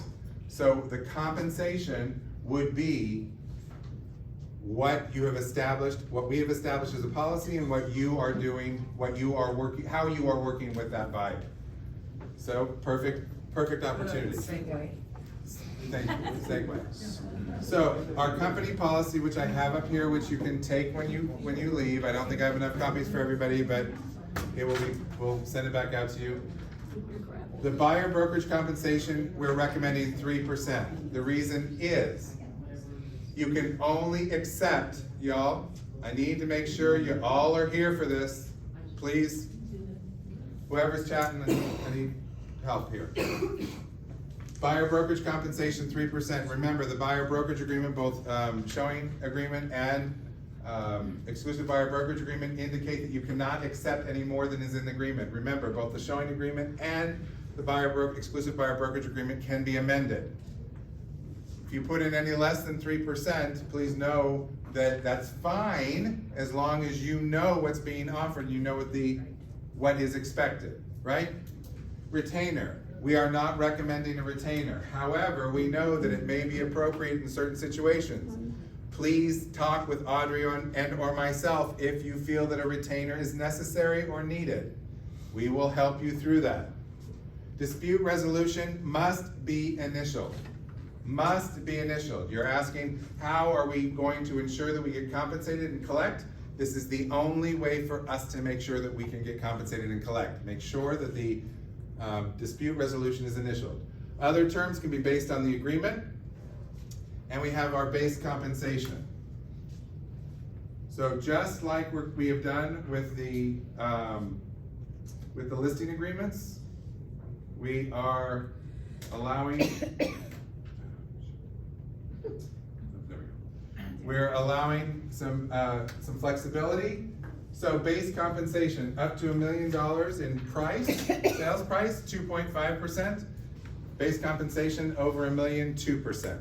This is what the company dollar will be based on. So if you go off the 3% and you come down to 2.5%, that's fine. Was it under $1 million or over $1 million? That's what the company dollar is going to be based on. So when you're working with your buyers and you set the buyer brokerage agreement, these are the expectations that we have. Can these change? Possibly, not right now. We have to see how the market works and what's going to be happening, but we have to give you something to work with and something to start with. Did we decide this on our own? No, we did not. We had a group of agents that got together and asked them what they felt was fair, what was consistent, what they were seeing in the market. That's where this came from. So our recommendation is 3% on the buyer brokerage agreement, because if a seller is offering 2.75 and you've written 2.5, unless you amend the agreement, you can't get the 2.75. Ma'am? Well, does that mean that if the seller offers 2.5 and you have 3%, because the buyer has to pay the other 0.5%? Does that mean that if you have does that mean if you have an agreement at 2.5% with your buyer and the seller's offering 3%? No. No, The other way around. 3% Sorry. and 2.5. The opposite. So if your buyer brokerage agreement is at 3% and the seller is offering 2.5%, is the buyer responsible for the additional 0.5%? Yes. But can it be amended? Yes, it can be amended. Yes, the agreement can be amended. How and when? How can the agreement be amended? The agreement is amended with a modification form that is out there. The modification, it can be amended at any time prior to closing. Oh, Nice. so. After the fact. Or when you. Not after the fact of closing, No. after the fact of awareness of what the seller is offering through a compensation agreement. Okay. So we'll get to the compensation agreement. So Yes, 1 second, Lynette. So they just asked about amending. Can you talk louder, please, so people on the side? And online? So the question was regarding amending the buyer agreement, the BBA? The question from over here was, when can the buyer agreement be amended? Yes. And the buyer agreement can be amended up to closing. Sure, but it's not recommended. Well, I would recommend I would, first of all, if you're establishing your value and you've established a buyer brokerage agreement, I don't know that you need to amend it. However, if there's a reason to amend it and you find that you need to amend it during the process, can you amend it? Yes. But it should be an exception, not really something that you do I would like to think that your agreements were set up with your value established at the onset of the agreement, yes. And remember, these are binding agreements, guys. So when a buyer signs a buyer's brokerage agreement, they're committing to the compensation that you have agreed to. Jill, 1 second. In my buyer's consultations, I've added into it that because of this lawsuit, the seller is no longer obligated to pay anything on the buyer broker side. And then we talk about how if they offer something, that will come off what they owe. But that my fee is 3% or 2.5%. If it's a repeat customer, it might be 2.5%, but if it's a new customer, it will be 3%. And I actually did a closing just recently where they were only offered 1.75% on the other side. My buyer's agreement was for 2.5, and they came up with that at closing. My buyers had no problem with it, because we put that into the buyer's consultation, that because of this lawsuit, I just want you to know that you may be responsible for part of my fee. Right. And if you've established your value, it's not a big deal with them, because they know that you're gonna help them get through that whole process. Correct. So. Good point. I don't think we need to, Amen. beat ourselves up that they're not gonna pay, they will pay. And there are lots of different ways that can occur, so that's a great point to be made. Bonnie and then Maria. Is the buyer broker agreement going to be part of the contract, purchases of the contract that goes to the title company and all? Part of the. Okay, is the buyer brokerage agreement going to be sent to the title company? No, we would include that on the commission disbursement, or in notification if you're not doing commission disbursement, and notification to the title company. But no, we don't send just like we wouldn't send a listing agreement, we don't send buyer brokerage. Maria. Okay, so you can change on the buyer side, that you can do an amendment on the commission portion. Can the seller do the same thing? So the question is, you can modify the buyer brokerage agreement compensation. Can the seller do the same thing? Absolutely. The underlying identifier from the settlement is that all compensation is negotiable. All compensation. So if a seller has agreed, if you and the seller have had a discussion when you take the listing and you've established what your value is on the listing side, and the seller has said, yes, I will go ahead and compensate the buyer's broker, I think that 2% is fair. And you say, that's fine. So what that's done is that's given you the entitlement to, when someone calls you and says, is the seller offering buyer brokerage compensation, that gives you the entitlement to say yes, and it gives you the entitlement to memorialize that in the compensation agreement. Which compensation agreement you choose would be based on how the money is going to flow. But you can send that with 2%. Does that mean that that 2% is solid, in writing, locked in? No. So now the buyer submits an offer along with the compensation agreement at 2%, but the seller doesn't like some of the terms and conditions of the offer. Compensation is to be treated exactly like any other term or condition of the offer. It is completely negotiable. So a seller could say, well, I'm okay with these other terms and conditions if we change the 2%. Then they can add a modification to the compensation agreement that changes it and send it back. It's a counteroffer just like any other piece. So the seller, what's locked in is the compensation that you and the seller have agreed to for the listing brokerage.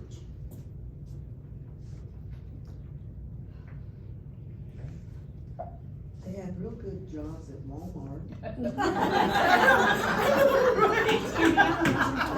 Thanks, Selby. I'm the agreeer.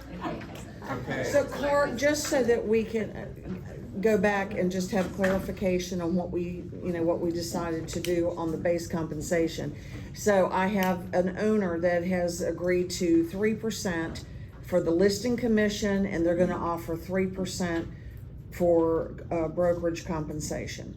Okay, so we've got Sorry, just make sure everybody's online can hear. So we have three. We have a seller that's offered that is agreed to 3% for the listing brokerage, and they're offering 3% to the buyer's broker. Correct. Sounds like a wonderful scenario to start with. Sounds very familiar. Yes. Anyway. So I'm working with the buyer. It's your listing. I'm working with the buyer, and we make an offer on your property, and we put in the 3% on our buyer agreement that they're going to, but we happen to find an owner that was going to pay it. Wait, sorry. On our buyer agreement? Or Okay, the on the compensation agreement? Well, the listing is already dictated that they would do 3% for the Listing seller brokerage. and 3% for the buyer brokerage. You're writing me an offer now. So that's your listing. Right. You're 3 and 3. Right. Okay. And we've had a conversation, I said to you, the seller is willing to compensate at 3%. That is correct. Okay. And I have a buyer compensation agreement Right. for 3%. Okay. We get into negotiation, I put it in there 3%, and anyhow, long story short, the seller says, I'm only gonna pay 2% based on how the negotiation has transpired, Okay. okay? Great. Comes back to me at 2%. Well, I have 3% on my compensation agreement. I go to the buyer and I say, they will only do 2%. So now you're obligated to 1. Well, I don't have that. I can't do that. So based on our thing here, you have a buffer that you can reduce. Say it's a $700,000 property, that you can do 2.5%. You can do the 2 and say, you know what? I know you don't have any more money, do the 2, but our buffer is 2.5%, where you have that leeway as far as what we base our company dollar on, just like on our listings that we do now, where you have that buffer to adjust your commission without you taking the full hit. I just wanted to clarify That's a good that. example. But and you can do that, I mean, you can agree at a later point, then you would modify your buyer compensation agreement to the percentage that you agreed upon. I just wanted to we were gonna do a role play, but that's kind of a modified role play. That's great. That's perfect. It's a great example and a great step through too. When we're asking for compensation from the selling agent, seller, it should always be written in paragraph 18 of the contract, correct? Is that where we're asking for our, I think there's gonna be so many times where you're not gonna be able to get a hold of the listing agent, that they don't answer the phone now. So if we go to write an offer, is that where we should be putting seller agrees to pay blah, or do we have a separate form that has to be handed with the contract? You have a separate form. Okay, The separate form is the compensation agreement. gotcha. And in the compensation agreement, there are 2 compensation agreements. There's the seller's broker to buyer's broker. It's the way money has flowed for some time. Or there's the seller to buyer's broker. If I can't get a hold of the listing agent and I need to get this offer, I'm going to submit the seller to buyer's broker, because I don't know what their agreement is.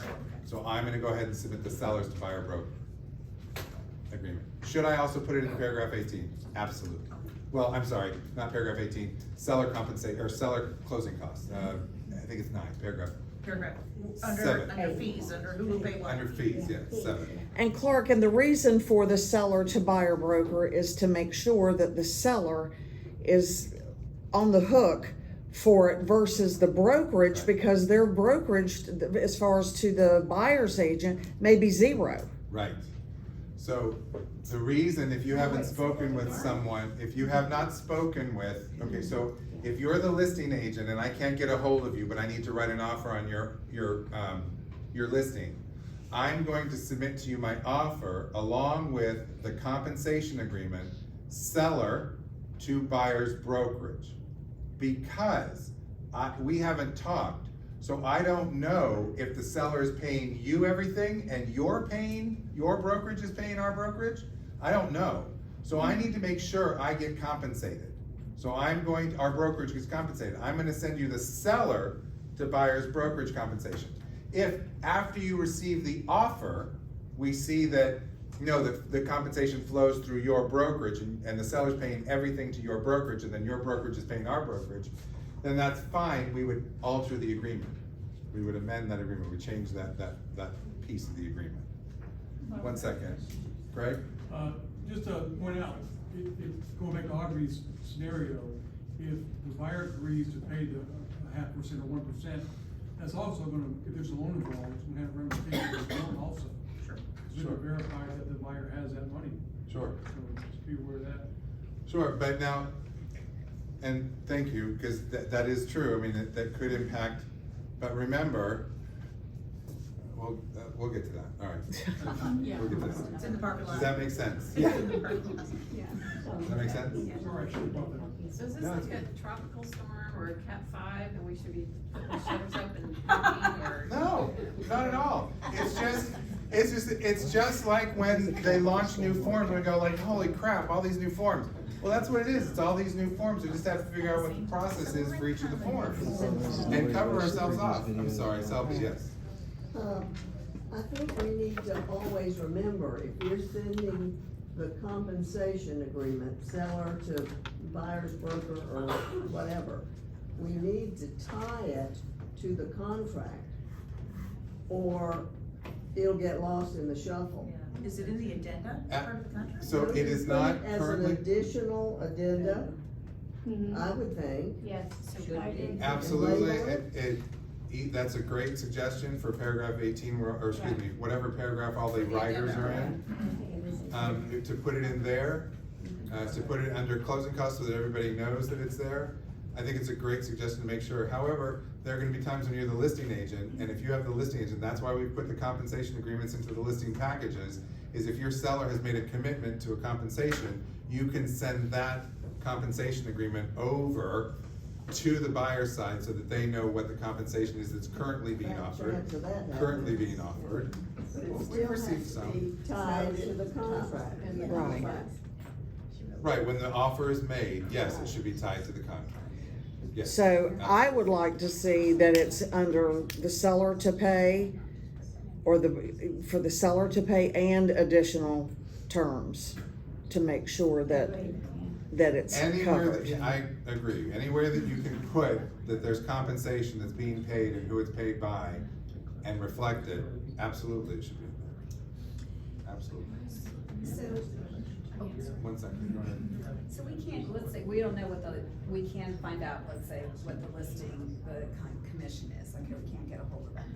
And let's say we do a 3%, right? Can that change if it's lower? I mean, in some circumstances, can they see that they get a good contract and they can change it from the seller side? The seller can, do the whatever. question is, can the seller change the compensation that's being requested by the buyer to the seller, correct? Yes. Yes, the seller can, just like any other term or condition, when it closes, how much is down, any other terms and conditions, they can counter that just like they can counter anything else.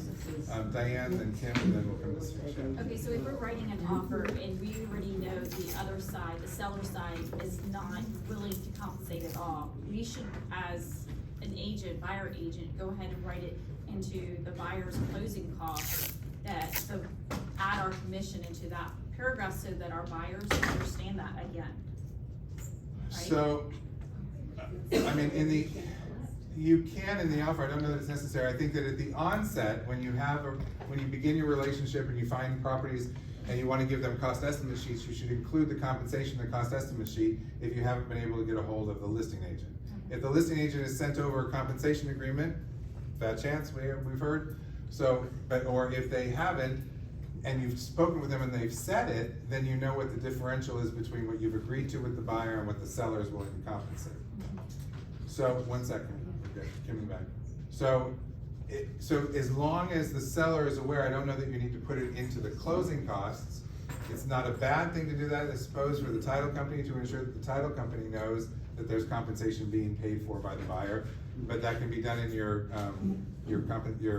CDA, it can be done in another form we send over to the title company. So before Maria, Kim, What's to prevent you from negotiating your own commission? Let's say your seller will pay 3% for listing and 2% for a seller's agent, and they come up with 2.5% for their commission. Can you then say, to help this deal go through, you'll take 0.5% less on your seller's commission to help?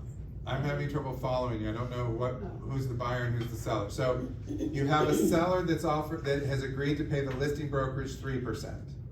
And they've agreed to pay the buyer brokerage 2%. Okay? The contract comes in asking 2.5, saying. So now the buyer's agent has submitted an offer requesting 2.5%. In a compensation agreement, requesting the seller pay 2.5%. Can they do that? Absolutely, they can do that. A buyer can request, and it's not the brokerages, it's the buyer to the seller. So the buyer is requesting the seller pay 2.5% to the buyer's brokerage. The seller has agreed to pay 2%. Can they up it to 2.5%? Yes. Can they stay at 2%? Yes. If they stay at 2%, and the agreement that the buyer has with the buyer's brokerage is 2.5%, the buyer is committed to 2.5%. Can you modify that? Yes, you can modify that. However, note what the terms and conditions are. If that's what you want to do, that's fine. You can modify the buyer brokerage agreement, but the company dollar will be based on the price of the property and the 2.5%. Maria. Okay, so the buyer can't pay more on the commission than what the seller's offering. No. Correct? They can't. No. The brokerage cannot accept any more than has been identified in the buyer brokerage agreement. That's why we've set it at 3%. Okay, but if the seller is paying 0, would that not fall under that? No. If the seller is paying 0, then the buyer brokerage agreement is at 3%, the buyer is obligated to 3%. Okay, so that's very Unless. However, at the time the buyer writes the offer, if the buyer would like to request the seller to pay compensation as part of the terms and conditions, the buyer can request from the seller a certain percentage or compensation towards the buyer's brokerage. Yes, Mike. That was it. Mike. I understand that sellers and buyers, this is all open up for negotiation. We as realtors come in and we have a house that we're selling. They say, look, we'll take $500,000, okay, not a problem. If you can get us $550,000, Mike, instead of your 3%, we're willing to throw an extra $5,000 your way. It's not in writing, but we think the market's gonna change. If you can get a higher price, can they legally do that? Do we need a form to sign out, like an extra kicker? Or is So that just I'm not sure, parking lot thing? are you the listing agent or are I'm you? the listing agent, Okay. yes. So if you're the listing agent and the seller and you have agreed to list the property at 500 or at 550, and at 550 there's a $5,000 bonus, that's between the listing brokerage and the seller. If the seller wants to offer a bonus to the listing broker, they absolutely can. It should be in the listing agreement. If you were on the other side and you were the buyer's agent and the buyer or the seller has said we'll do a $5,000 bonus and you've created a buyer brokerage agreement that does not include the opportunity for a bonus, then prior to you accepting the bonus or us accepting the bonus, the buyer brokerage agreement would have to be amended so that all parties are aware that we potentially would be receiving a $5,000 bonus and they agree to that. Oh joy. But they won't. Shannon, sorry. Is it okay to just list up the seller, if I'm a listing agent, that the seller is offering 3% towards closing costs? Okay. So now you're talking concessions versus compensation. Right. So, and I don't even know where we are, so. Let's give Clark a big hand for all the hard work he's done on this. Let's give him some energy. Okay, so Can I take you out to the Only parking lot? another hour, Clark, you've got this. Okay, so we've got two things out in the parking lot. I can't even remember what ours was out in the parking lot. That was, the last. The last piece, okay. All right, so we got her out of the parking lot. We put you in the parking lot. Shannon's gonna go into the parking lot because she's talking concessions versus compensation. So the question is concessions versus compensation. Great, we're gonna touch on that. We've talked a lot about the buyer, right? I know it's still clear as mud. That's why we've been doing all these classes. That's why we're trying to encourage you to see things, do things, hear things, join us for things, do one-on-ones with me. Fine, no problem. Let's talk about the listing agreement for a minute. We've been working with the listing agreement, so hopefully it's not too bad. The exclusive right guarantees you and the brokerage get compensated. The seller concessions are to be expressed as a dollar amount. So going to your concessions, when creating the listing agreement, if a seller is interested in offering concessions, it should be expressed as a dollar amount. However, MLS has said that if it says 2.5% towards concessions, they will not flag that. Okay. So I could say 2.5% towards roof, 2.5% towards carpet, then it's fine. It can't be anything related to buyer broker compensation. Concessions and compensation are to be kept separate. If I offer concessions, I'm offering for something. If I'm offering compensation, that goes right back to buyer brokerage, not allowed. Right? So not there. Compensation is covered in paragraphs 8, 9, and 10. The new listing agreement has compensation covered in 8, 9, and 10. Compensation is not based on representation. So there is nothing in there anymore that says you'll pay this amount to single agent, this amount to transaction, this amount to non-rep. It is, compensation is not based on representation. And the effective date remains the signature date. We've had a lot of questions about that piece down at the bottom that you have to fill in with the date and how it was returned to the parties. That does not change the effective date. The effective date is still the date that all parties sign. So remember, we have an obligation to get those contracts back to our customers within 24 hours. So if everybody executed today, the 13th, but I didn't fill in that very bottom line till tomorrow, the 14th, the effective date is still the 13th. And day one is still tomorrow. All right? But there shouldn't be a major difference between the signature dates or the effective date and the date you get it back to the parties. All right. Listing agreement updates. Paragraph 8. We're gonna focus on listings and sales, potentially leases, right? Paragraph 8A deals with how the seller is going to compensate the listing brokerage. However, if it's like if A equals B and B equals C, then A equals C, we don't want to fill this in until we know the rest of the story. So 8A or B if it's C if it's a lease. A, when we're talking about sale, is going to be what the seller is compensating the listing brokerage. Paragraph 9 is a disclosure. It is solely a disclosure saying notice, seller regarding buyer's broker. Buyer's broker, even if compensated by seller or broker, will provide services to the buyer. Seller is advised and is aware that seller may, but is not required to, compensate a buyer's broker upon closing. Seller may choose to enter into a separate agreement to pay buyer's broker or may approve the broker, listing broker, to pay buyer's broker in accordance with paragraph 10. Seller also understands buyer's broker may include this broker if the broker also works with the buyer of this transaction.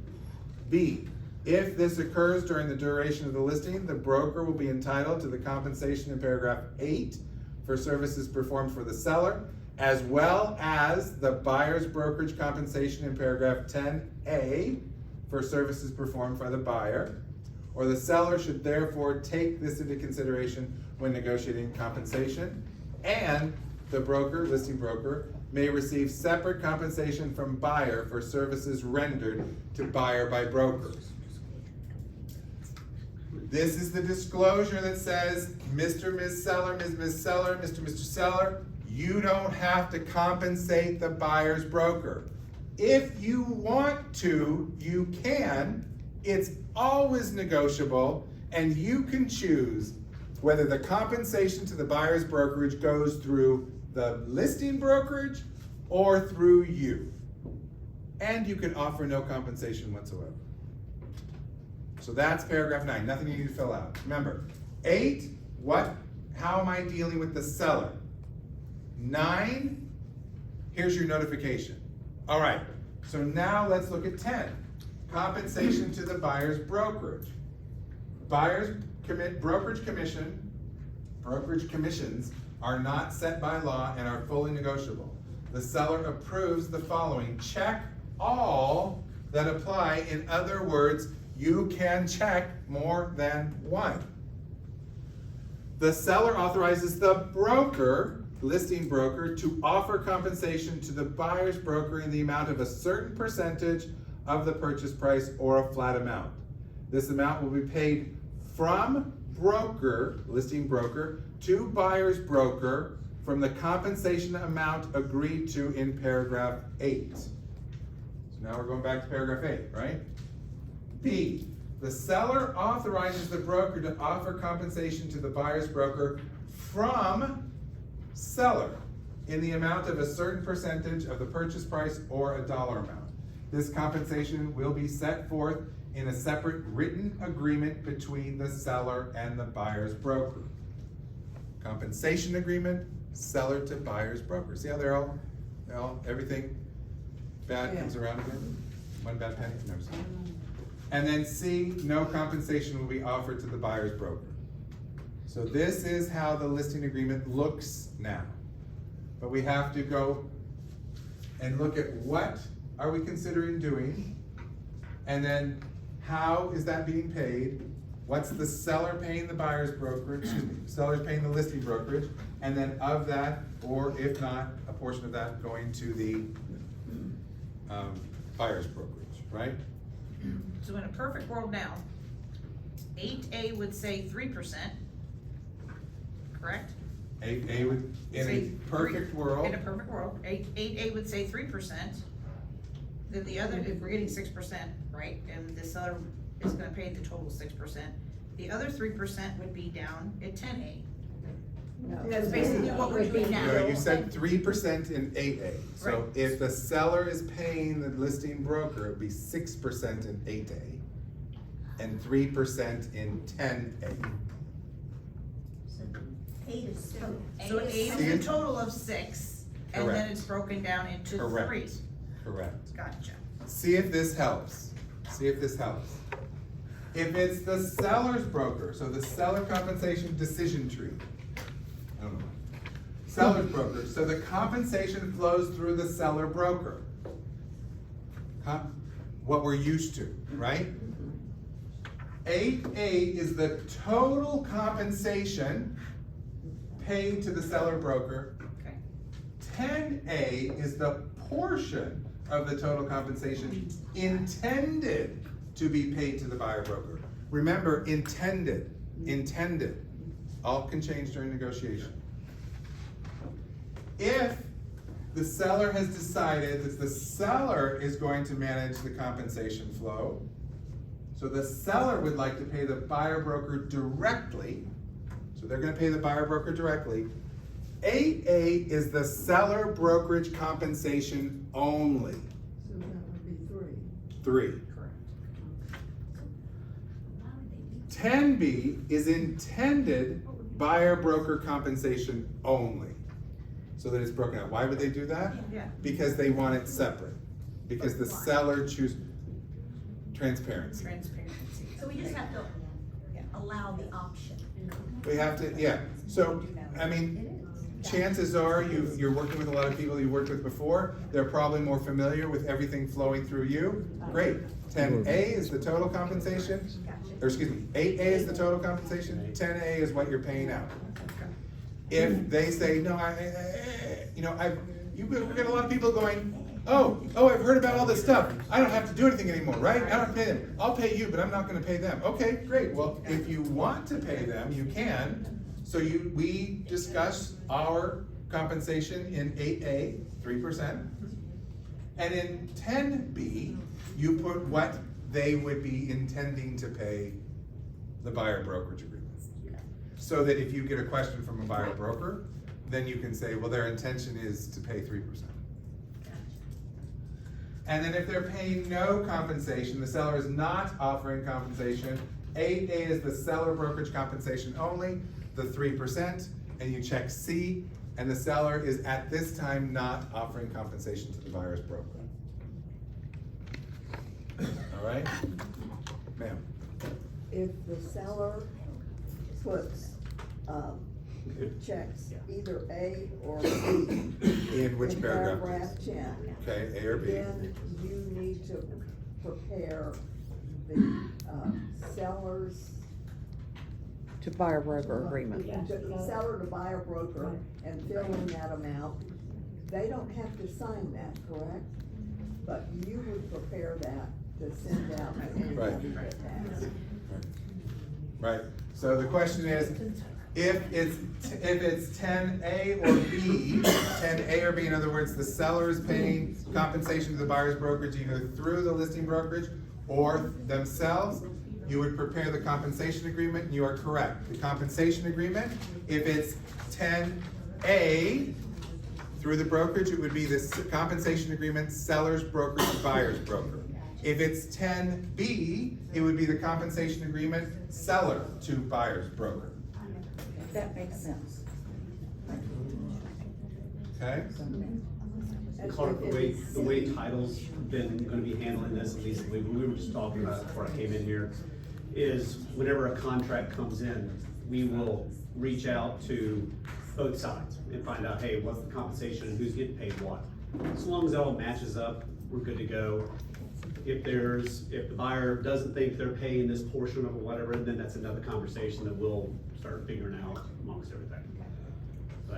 But we're also encouraging everybody to your point, whenever it does get negotiated, put it into the contract, that way we all know. I mean, I think you were talking about it, put it into the additional comments. Well, just we're to celebrating, Even if it's tie it to the contract, sorry. Even if it's zero, just put the compensation. Yeah, Make sure everybody knows. we all know, right? Make sure everybody knows. So is the Alta changing? The Alta's not changing, no. No, it's not changing at all. No, not at all. No, it'll just direct us as to, listing commission goes here, buyers, who's it paid to buy. Where the debits and credits are going, yes, ma'am. But if seller signs 10C, Okay, and it's put out that he's not offering any compensation to a buyer's broker, okay. that would not prevent a buyer from putting it as a part of his offer to the seller. Correct, correct. So technically, a seller could check C, no commission, and 10B. They could check both. They could say, I want you to direct that I'm not offering compensation, but if we decide to offer compensation, it's gonna flow through me. Oh, that's just confusing. Remember, check all that apply, probably not all three, but A and C or B and C might apply. If you don't know, just check C's. That's what they always say on a test. Right. No compensation, there you go. All right. So. And Clark, wouldn't you agree though that most sellers are not gonna care? Right. Most of them, you're gonna get that one that's got a wild hair that says, well, I want it, but most of them, they wanna get their house sold. And I think if we make it too complicated for them, just, work on getting listings and explain that you're gonna, things that should be the same. offer the compensation, are you gonna lose a lot of the buyers, or they're gonna come in and offer you probably less because you aren't compensating? Make it clean and simple. And I think the easier that we make or give some verbiage that just makes it, here's a couple of questions, and give those to the owner so that they can see questions and answers. Maybe that would even help our team if we just ask a few questions like a seller would, and to get it to them where it just makes it simple. Okay. And I'm not trying to be difficult, really not. Not you, Lynette. I think it's already so difficult. I have a current listing, and my seller is very intelligent, and he does a lot of Googling. And he has. Are you saying that makes him intelligent? No. Okay. I'm telling you what he's told me. Oh, okay. Yeah, he's smart. And he has decided that, he actually congratulated me. Congratulations to you that you got me to sign that listing agreement before all these changes, because after that, I don't even have to pay a commission. And I'm like, where did you get this idea? Why would you want? Then he's not smart. But there's something out there that we're gonna be there's a dealing lot with, out because there, sellers yeah. seem to be getting a lot of misconceptions about whatever is being communicated. That there's some kind of, and I'm just saying. Well, let's just put this out there. So if you now send that modification to the NAR listing agreement to him, which we're required to do, because we have to make sure that this is part of the settlement, we have to make sure seller's on notification. Seller says to you, well then great, I don't wanna offer compensation at all. Well, we don't take listings that don't offer at least a listing compensation. So I mean, that's there, so if he's not interested in being represented by a listing broker, then that's a completely different Do we have to do it situation. with listings that are pending now, or Yes. under contract too? Yes. I sent that whole spreadsheet out and told you exactly what you had to have. And we can talk about that as a sidebar. Okay, all right, Would you resend that later today? the spreadsheet? Yes, please. Sure. Or do you have it up there? I have it on my computer, no, I didn't bring it up. Well, if you do that, I appreciate it. Sure. Thank you. Okay, does this make a little more sense when you're looking at compensation on the list? Yes, yes. Just humor me and say yes, okay. Yes. All right. So, listing agreement modifications, these are required. I did send you that spreadsheet. There is the modification of the Northeast Florida listing agreement. We just have to get them, we just have to fill this in. They have to acknowledge it by signature because we were using the NAR listing agreement, and now we've gone over to the Florida Realtor, and now there's a modification to the Florida Realtor listing agreement. Excuse me. If by chance in the last 3 weeks you've gotten a listing and you've used the Florida Realtor listing agreement, all you need is the disclosure. You just need to send that. There's no signature required. I just need you to send everything through app files so we have a record of when it was sent and that it was sent. That's all right? So for anybody who has a listing, you need to send out one of these two. I will resend the spreadsheet to remind you what you need. If you have a question when you see that, or if you have a question after this, I'm happy to discuss it with you. For buyers, any buyer that has signed a buyer brokerage agreement does need to have the disclosure, and that disclosure is in MLS, is in app files, and it's a Florida Realtor disclosure. All it is a disclosure reminding them that all compensation is negotiable. Right? So if you've got a buyer brokerage agreement that you sign, send them the disclosure through app files. If you've got a seller, a listing, it's one of these two. These are in app files. It's all there for you. Just need you to send them through app files so we have a record. You know? Hi. Company policy on listing agreements. So, this has not changed much at all, except that it focuses on the listing compensation. Term, 6 months, not unusual. In this market, we shouldn't be getting less than 6 months. 4 months is acceptable. Less than 4 months requires you to talk to me, right? So why are we doing less than 4 months? Dispute resolution must be initialed. 0 to 500,000, price points haven't changed. What is, policy 3%, base compensation 2.75. 500 to 850, 2.75, 2.5. 850 to 1.2, 2.5, 2.25. 1.25 to 3, 2.25, 2, and then over 3, 2.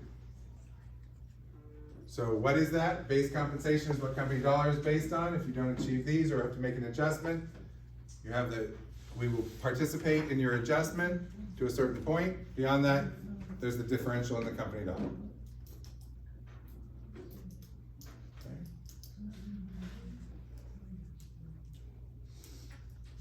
Just exactly the same, we've just broken it out to be listing side, listing brokerage compensation only. Okay? Is everything written in stone? I think you know nothing is written in stone. Only when I first started and we used to have to use hammers and chisels. Okay, so as we learn, as we see the market, if things change and we need to make adjustments, we will evaluate to determine whether we need to make adjustments or not. So, question? Let's bring them out now. I mean, you don't have to bring them out now, we can talk about it later. Base compensation, policy, price point, right? Everything good? Compensation? All right? Okay. All right, the 3 C's. So this is taking you out of the parking lot. There are 3 C's that are going all over the place. There's commission, there's compensation, and there's concessions. Commission is the amount paid for services. It's usually been expressed as a percentage. Commission, the word isn't going away, obviously, but I will tell you that in discussions related to listing agreements and buyer brokerage agreement, the focus is compensation. Why? Because compensation can be paid in different formats, more than just a commission dollar amount. Compensation, monetary amount given to someone in exchange for services. We're talking real estate services here. Concessions, negotiated costs usually between a buyer and a seller cannot be tied to payment towards a buyer's broker fee.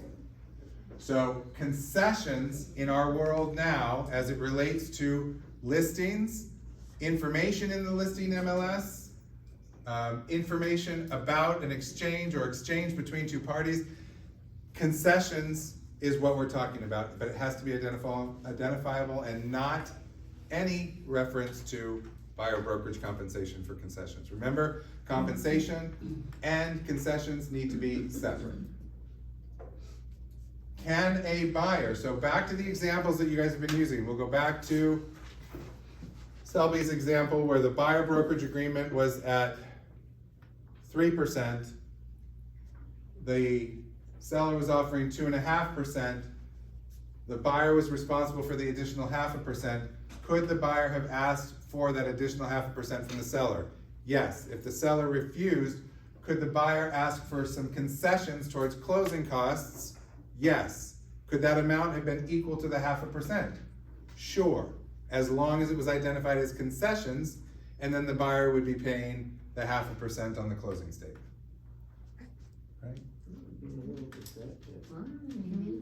So we just call it, we just call it concessions and it covers. Don't you think the seller might have a problem with that when it comes out on the closing statement? Well, the seller is not paying the compensation. They've agreed not to pay the compensation. The buyer is still paying the compensation. The seller has agreed for additional concessions towards closing costs. I know, but on the settlement statement, it would say that the buyer's broker was getting that additional amount. It would be an additional amount from the buyer, not from the It seller. won't say anything about where the money. Well, that's what they comes from. decided on and it was disclosed, so, and that's So what the they're having an issue the with. money is still flowing from the buyer to the buyer's brokerage. But The that seller has has agreed to concessions. The seller has agreed to concessions related to something else. Right. So if the buyer wasn't asking for concessions before, now the seller has agreed to those concessions. But the compensation will still be paid by the buyer. Now, one of the things that still boggles my mind is one of the elements of this settlement is that, or the premise of the whole brouhaha was that we're overinflating prices. Well, all of a sudden, Now, buyers are asking or are seeking to pay more than more than the purchase price or more than the list price to offset the compensation that they would have to pay. Now we're having to deal with appraisals again. All right. So what can I say? Compensation terms to avoid. So cooperative, bonus, reward, incentive, incentivize, commission, finder fee. All of these, including buyer broker, are items that should not appear anywhere in MLS.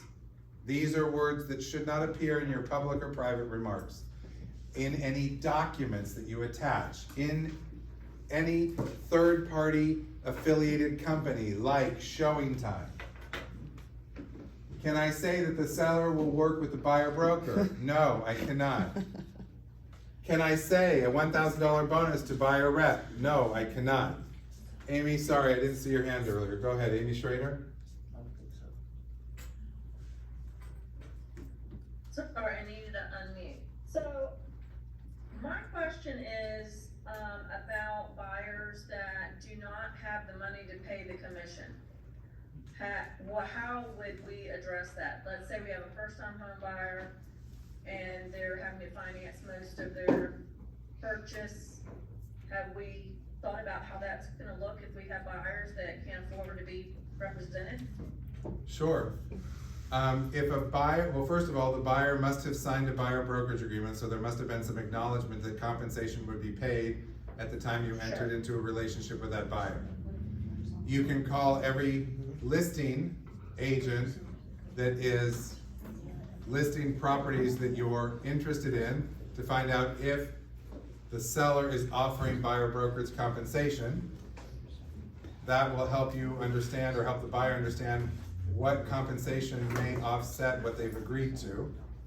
If you can't get a hold of the buyer, of the listing agent, then when the buyer makes a request, or the buyer makes an offer, when the buyer makes an offer, you would attach a compensation agreement, seller to buyer's broker, in the amount of the buyer brokerage agreement.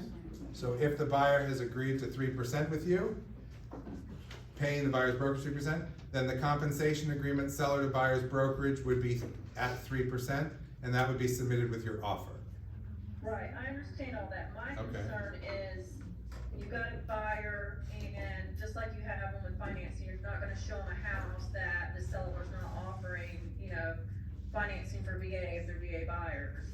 If you've got a buyer that has no funds to pay compensation, whether they agree to it or not, when you get into the whole application for the mortgage, they don't have the funds to do that. You're now 10 days into your contract. How is that gonna work? You're just gonna continue on the contract even though the lender is telling you they have no ability to pay this commission? Well, so what you're telling me is that during the negotiations, the seller refused to pay the buyer brokerage compensation. Correct. But the buyer chose to move forward with the house knowing that they already had some sort of commitment to the buyer's broker. Then it would be. It's just a hypothetical. No, I understand, and I think we're gonna run into how buyers are. So then, I guess my question would be, if we realized that when the negotiation was going on, is there a reason we didn't ask for concessions from the seller? If the seller refused to pay for the buyer brokerage, is there a reason we didn't ask for concessions from the seller to offset the price, or to offset the? The seller refused, and the buyer's reassuring you that they can pay it, but then they find out, oh, well, we have to prove this on paper to our lender, because this is gonna be part of, the settlement statement, that you're paying out the commissions. Right. You have first-time home buyers that don't know what's going on half the time. And so when it comes down to the realistic numbers, that's where I'm concerned, because normally when you're showing a property, you get proof of funds or you get a pre-approval. Well, how is it gonna look if a buyer's never told their lender that, I've signed this agreement with my agent, I may have to pay commission if there's no compensation? I'm just trying to think ahead. They can't finance the compensation, so then they're gonna be stuck. In the very beginning when they do application, within you know, 5 to 10 days. Right, I mean, this is part of the reason that that you've gotta sit down, we've all gotta sit down with our buyers and make sure they understand it's not just down payment and closing costs now, there could be compensation, which is part of closing costs. However, if they've gotten that deep into it, obviously the lender can deny them their loan based on their inability to pay all things that are gonna come up. But it is what it is. Lender, go ahead. Well, before he says something, and someone behind me made a comment that, let's say that they get into it and you get your offer, they're gonna pay, the buyer is going to pay the commission, and stuff happens, they had a family emergency and it took some of their money that they were gonna pay the buyer broker, and they've been approved for the loan, they're 5 days out from closing and they have no money. I understand. So then then lawyer up? Amend it. No, so they have zero. Say they had a family emergency and they have no money to pay for the agent. See if the seller's willing to cover Yeah, it, the seller's seller's- different. And say the seller won't do it. And Why would the if husband you need- get out and- Right, so then you've got a I'm just saying that kind of stuff is going to happen. We're gonna see lawsuits or buyers entering into contracts knowing that they may not have the funds to get to closing to pay the buyer's agent. And so we are gonna have to. It's gonna happen. It's definitely gonna happen, but the problem is that, or the challenge is gonna be for us, is that we're gonna have to really be on the onset talking about what all is there. I mean, Amy was saying, they just don't know until they get the closing disclosure. Well, we have to change that.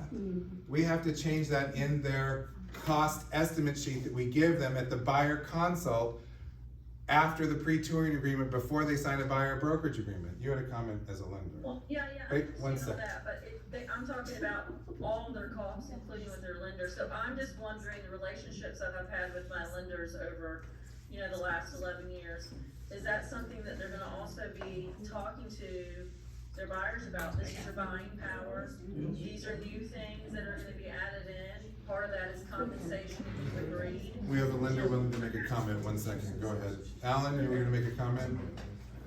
Hold on, I gotta remember what it was. Well, I mean, Clark. Hey, We're so in the weeds. here's the thing, it's great to talk about all these what-if options, but let's not forecast fear and failure. Things like this are gonna happen.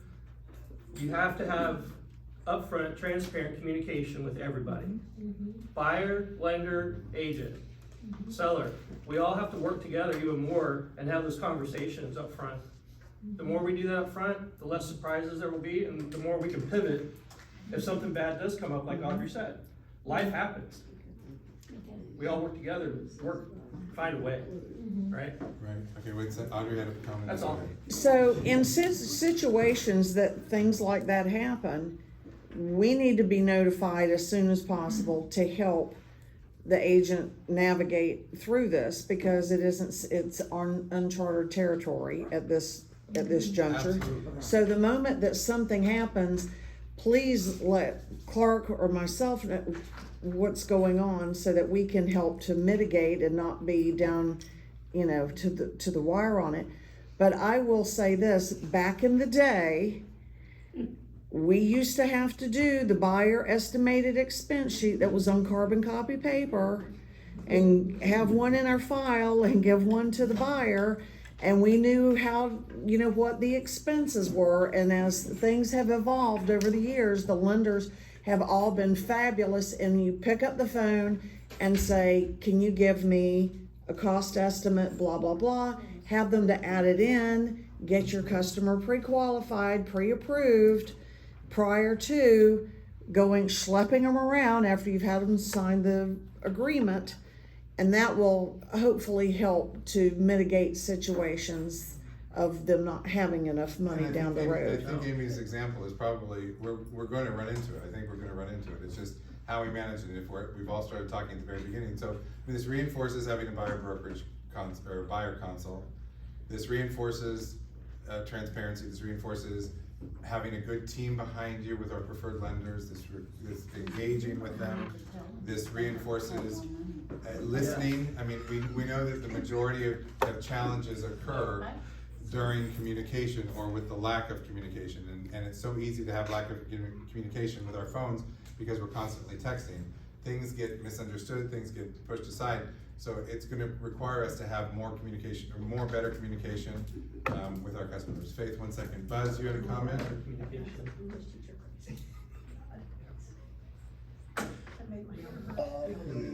did raise my hand, didn't I? But we went down a little bit of a rabbit hole. Not yet, it may come back to me, sorry. Okay, when the train arrives at the station, let us know. Faith. So I guess back to Audrey's point, say if they renege or, like they mislead or don't understand or misinterpret the buyer agreement, and say, oh, I don't remember signing that, or I wasn't. Like, I think I had a situation like that, so where they signed the buyer agreement, but then when we got to closing, they were kind of like, I didn't really know what I was signing, I was unsure.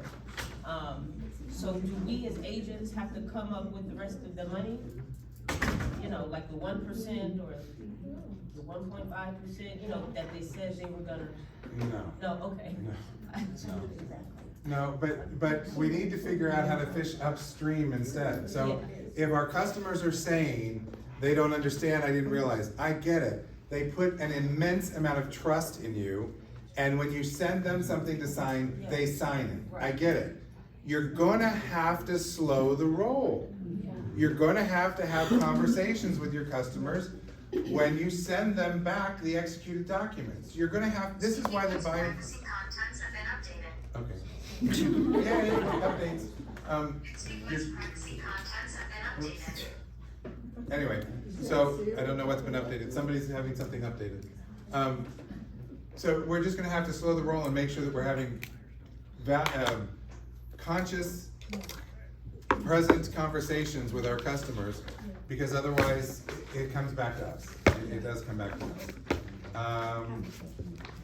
Amy Owens. Okay, this might be a little off track. I have a new listing going on the market before the 15th, and currently in the MLS input, there is a question for dual or variable rate commission, yes or no. Should we utilize that if we do have new listings and we're using the new forms? You're required to go ahead and answer the question, dual or variable commission. You can say yes or no, it doesn't really matter, because it will come out in 2 days anyway. So if you have negotiated a different compensation with your seller based on another term or condition, and the answer truly is yes, then say yes, but that will be removed as of the 16th. Okay, thanks. Yeah. Liz. Can the seller offer compensation in the seller's disclosure? No. Okay, that was easy, man, because I think some people are gonna try to do that. Absolutely. because It they cannot be. answered in the MLS. Now, can they offer it in the seller's disclosure if the seller's disclosure is never put into MLS? Yes. Sure. Okay. But then if they give it to the, Can't be when they anywhere ask for in it, any document in listen, MLS. Yeah, you guys, I love the way that you guys are being creative on how we can communicate compensation that the seller is. Now, I will tell you that they can do yard signs, you can do riders on your signs.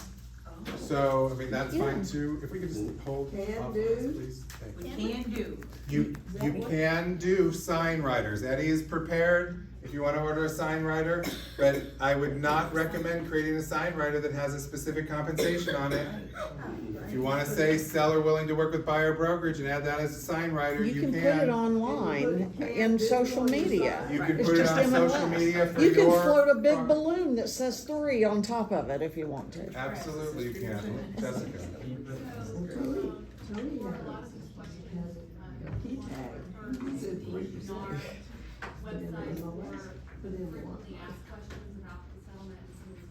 So the comment was made, do we want to refer to the NAR FAQ, which is on the NAR.realtor website? Yes, I've got a copy of it up here, and you're welcome to take one of these, or you can get it from NAR.realtor. Yes. I agree that a lot of these but what I'm learning is that while you're open to understanding and listening, there are still a lot of questions, and sometimes it's better face-to-face on those questions. So if you review something and it doesn't make sense, call me. If you want to do a one-on-one, call me. You want to make sure that you're comfortable with stuff. If you're getting into a situation, you're starting to list something, you're working with a buyer, then let me know, let's talk it through and make sure that you have all the tools that you need. Greg, you had a comment before and I missed it. I'll just say, it's just about communication. You know, if the buyer has to pay a commission or a fee, that's gonna be part of the contract that the lender gets initially. And that's gonna be one of the costs the lenders deal with all the way through the process. And the closing disclosure has to go to the buyer at least 3 days prior to closing anyway. So they're gonna see that at least then, it's not before then. Right, So- and the sooner we can get that information out, so I agree with Greg, it comes at different times to them. But if we have a buyer agency agreement, that's what we need to be including in our buyer compensation, our buyer cost sheet. All right, concession terms to use. Buyer closing costs. Yes, you can put buyer closing costs. Yes, you can say lender fees. Yes, you can say repairs. Yes, you can say concessions towards renovations. Yes, you can say concessions towards new roof. All of them. Seller offering $5,000 towards buyer closing costs, public or private remarks. Both are acceptable. 2.5% concessions to buyer. That's acceptable, not a problem. Why? It's not tied to buyer brokerage compensation. So it's fine. We can do that. And it should just say concession, just period. Concessions, 2.5% concessions. To buyer. To buyer. That's towards anything the buyer wants. Amy Owens, do you have a question, another question? Oh, thank you. Okay, yes, I'm just curious on something. You know, when you close out a listing, how it says concessions, correct. is that going away? No. So the question was, is the concessions field at post-closing going away that's in MLS? No, that is not going away. That will still be there to say, yes, they offered concessions. Remember, concessions, compensation, different. No reference to compensation, even in post-closing, at this time. There are a couple of MLSs that are breaking out concessions, that field into concessions and compensation, but not, other than that, we're not even sure that's gonna be able to stick, so. All right. Making sure you get paid. So these are those compensation agreements. There's the seller to buyer's broker, or seller's broker to buyer's broker. This has got the seller's broker on there, the buyer's broker. This would be something that if you've spoken with the listing agent, you're working with the buyer, you've spoken with the listing agent has said, yes, the seller is paying 2.5%. It's coming through the brokerage. Great, this is the seller's broker to buyer's broker compensation agreement that you would include with your offer that you send over. Attach it, make sure that it's in the rider section, make sure it's in costs, make sure it's everywhere so everyone knows that it was there. The second one is the seller to buyer's broker. This is when the seller has said, option 10B, I want to manage this concession, I want to manage the compensation. I'll manage that. Even if it comes out of their proceeds, I'll manage that, no problem. That's the seller to buyer's broker. Use this if you haven't been able to get a hold of the listing agent and the buyer would like to request compensation towards the buyer's broker from the seller. Use this in most cases when you're trying to codify or memorialize compensation. All of these forms have to be in app files. All of these forms have to be in app files. Here's another one, back to your example. If the seller's agent has said they're willing to offer 2.5% and the buyer's brokerage agreement is at 3%, when you make your offer, if the buyer would like to request the full compensation from the seller, you would include the seller to buyer's brokerage compensation, because the listing agent told you that 2.5% was coming through the seller's broker, and you would include the seller to buyer's brokerage compensation for the additional 0.5%. Wait, say that. It's transparent, all right, isn't it? Yeah, right? So do you remember Selby's example? Yes. I've signed a buyer's brokerage agreement for 3%. The seller is offering 2.5%. You called the listing agent said, yes, the seller is offering 2.5% to the buyer's brokerage, paid through the listing brokerage. Paid through the listing brokerage. So the seller has committed to 2.5% to be paid from the listing brokerage, seller's brokerage, to the buyer's brokerage. That's what they've committed to. But your buyer says, I've committed to 3% to you. I want to see if the seller will pay all of it. Well, the seller has only committed to paying 2.5% from the seller's brokerage to the buyer's brokerage. So you would memorialize that in the seller's broker to buyer's broker, 2.5%. But now the buyer is asking the seller to pay an additional 0.5%. That 0.5% goes on the seller to buyer's brokerage agreement. So both of them have to go over, because we can't negotiate for the listing brokerage. The buyer can only negotiate with the seller and buyer. The seller has said, I will pay 2.5% through the listing brokerage. So that's done. That's there. Can they negotiate that 2.5%? Yes, they can. But let's say, for this example, they're committed to the 2.5%.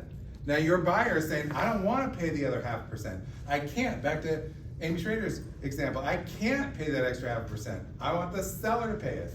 So we would request the seller to pay the additional 0.5% using the seller to buyer's brokerage, because that's additional monies that the seller is willing to pay to the buyer's brokerage. Yes, ma'am.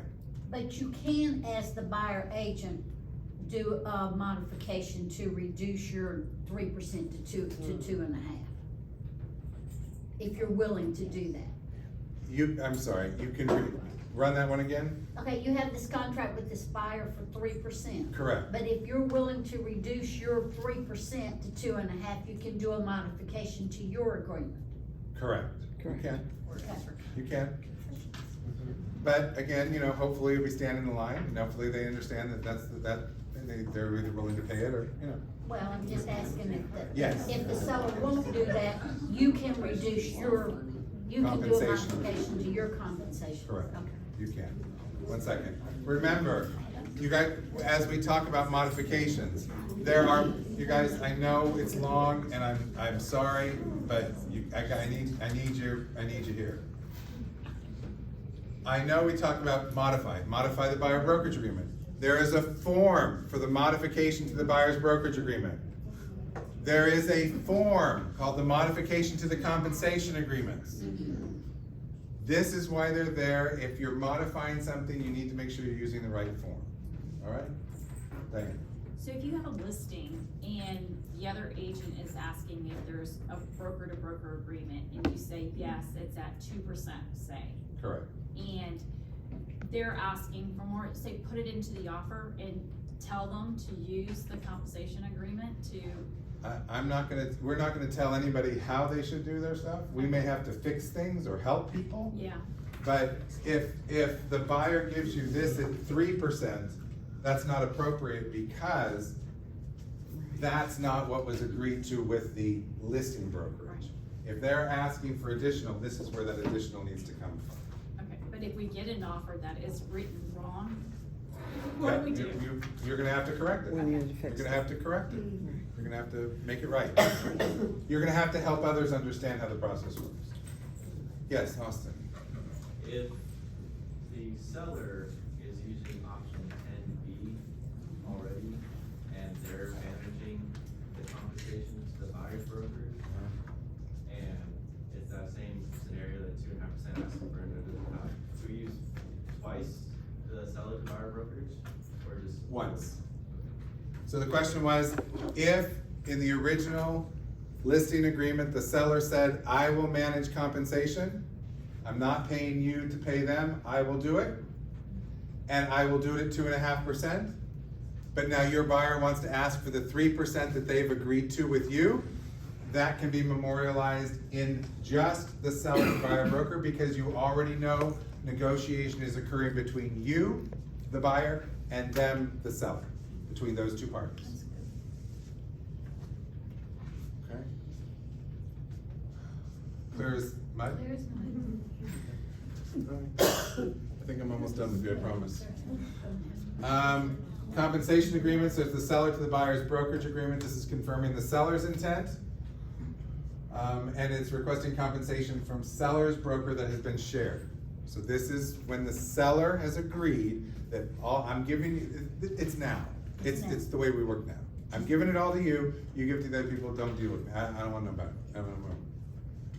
And then there's the seller to the buyer's broker, and this is where the seller has taken control of the negotiation of the compensation. I understand that they're in control of the compensation negotiation throughout. However, they play a more integral role in it. And this is requesting compensation in addition to seller's intent to be paid through the seller's broker. So you would use that for that also.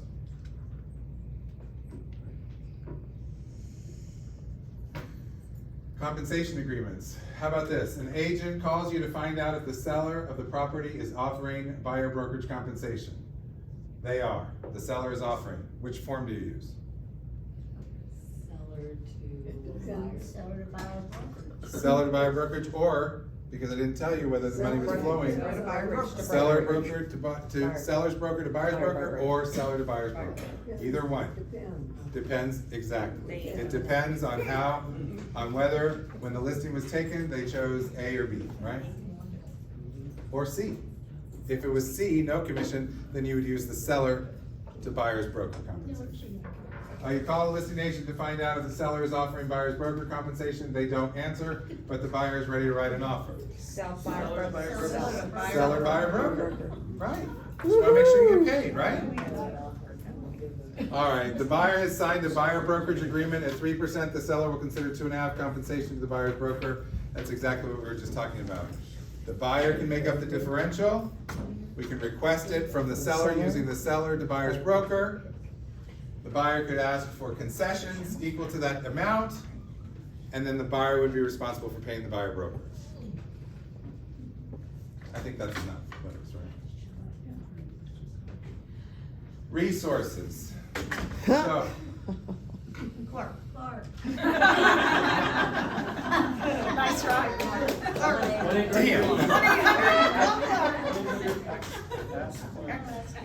We did this at the right time, Clark. I got your back, dude.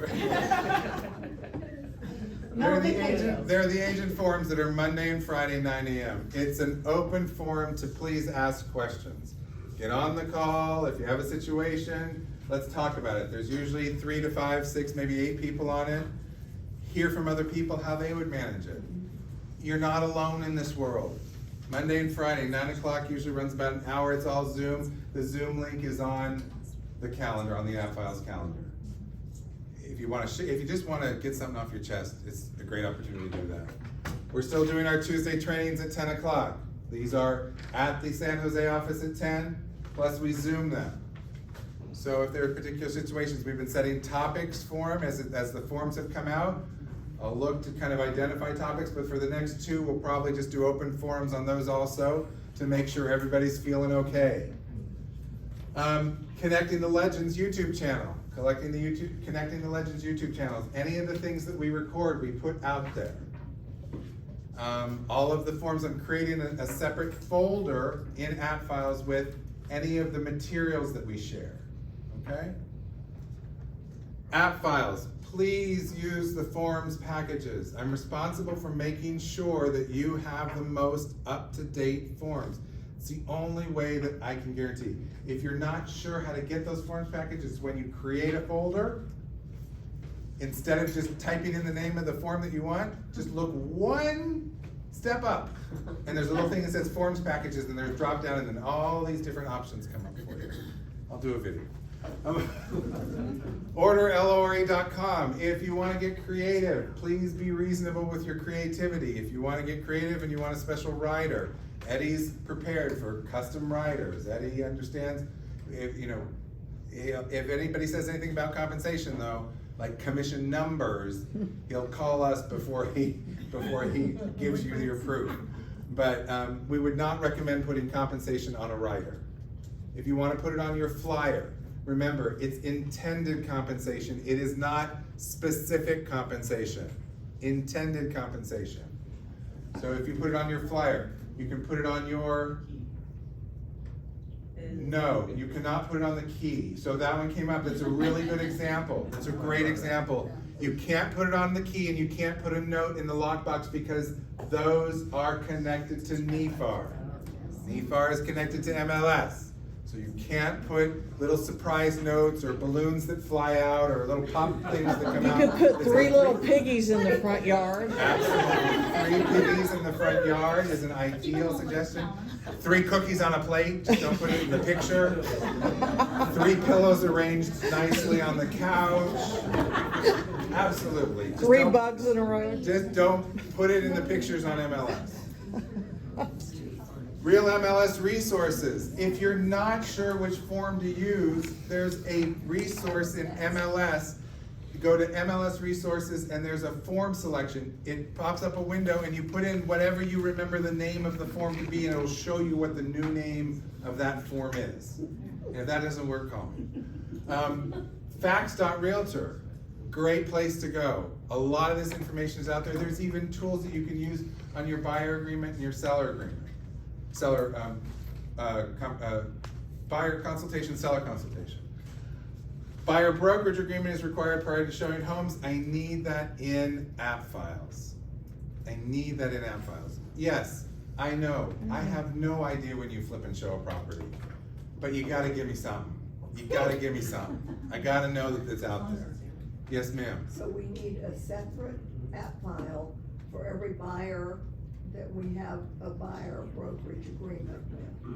Yeah, so whenever you begin working with a buyer, create an app file under their name and submit that buyer brokerage agreement. Please. Please. I think that's it. Questions? None. We have no questions. Signatures. I'm kidding. Okay, you guys have been amazing. You are too. You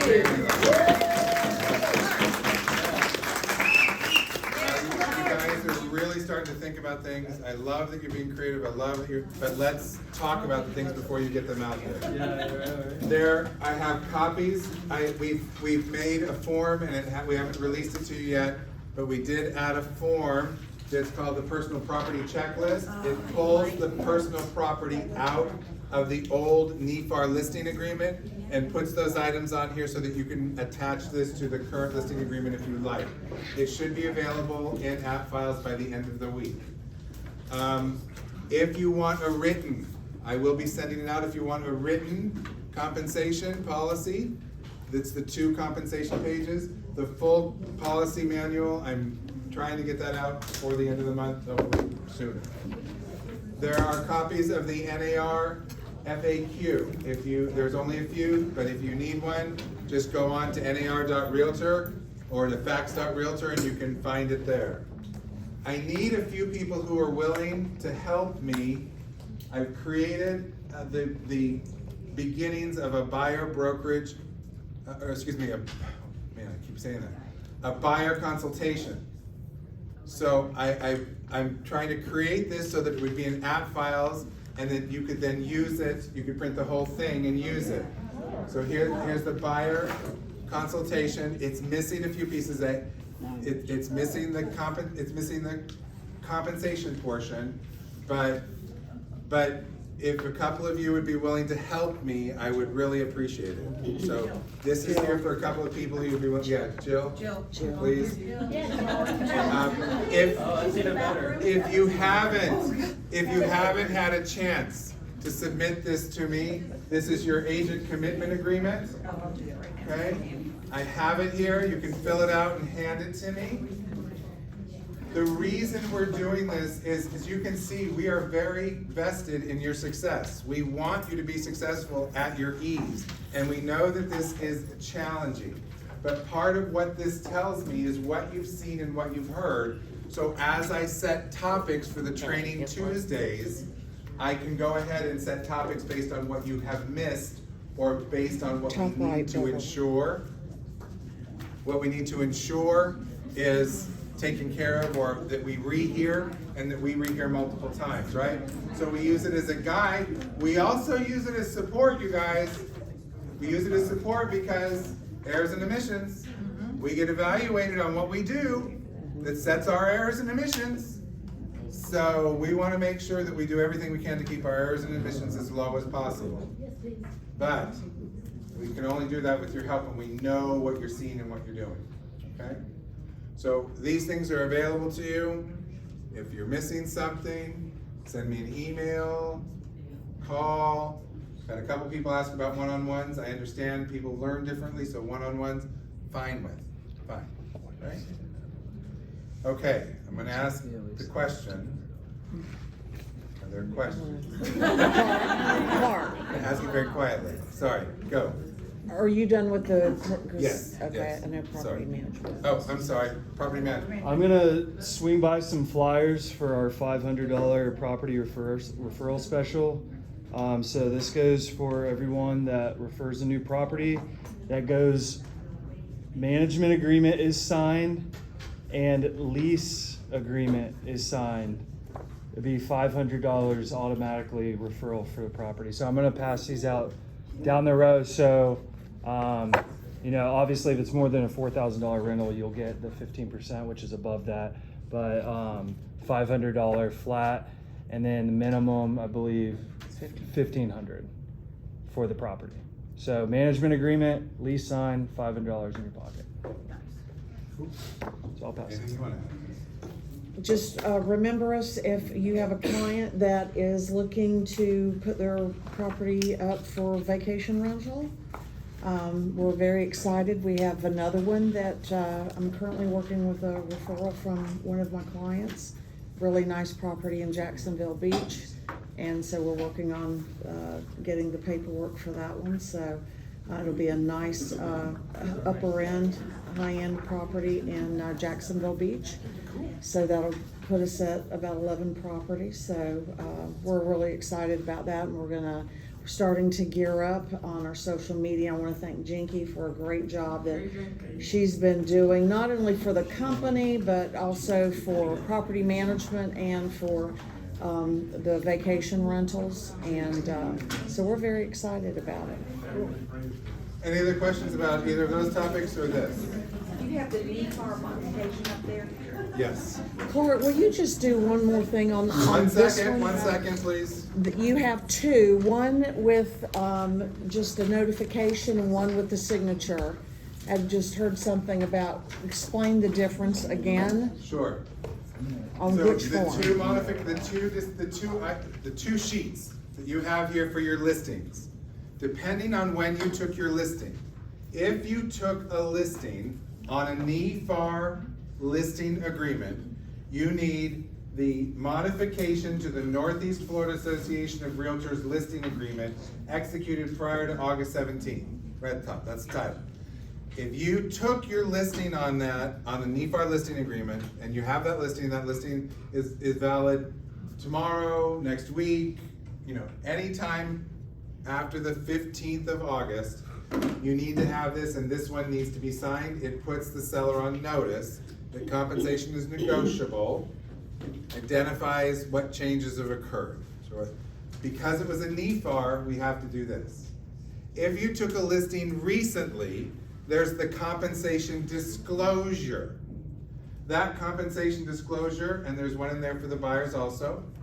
This one is for the sellers. It just lets them know that compensation is always negotiable. So if you took a listing in the last month, since we changed over, month and 6 weeks, and you took that listing on a Florida Realtor listing agreement, you only need to send them the disclosure reminding them, because remember, the listing agreement that you signed, even though it was the Florida Realtor Listing Agreement, changed as of a week ago. So we have to just remind them that it's a disclosure. On property management, we still have to disclose. So that's just the So I need- disclosure. Yeah. So the active ones, I'd need to send this to. Send just the disclosure to, just the disclosure.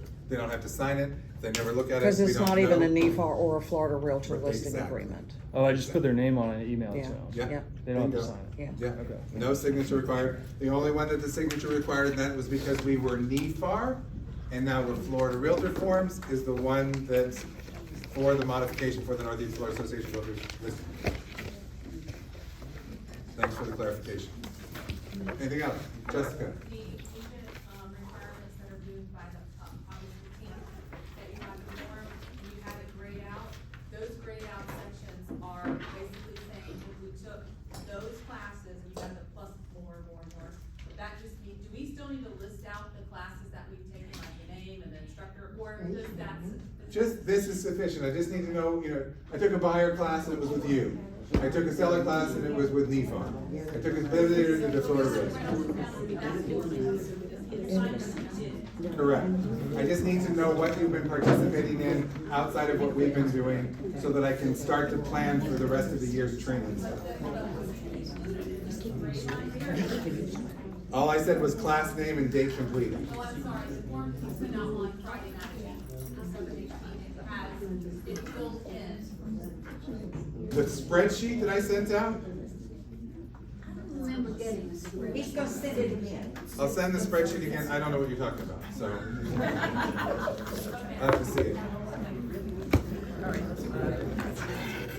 Bye. Thank you, Clark. I'll,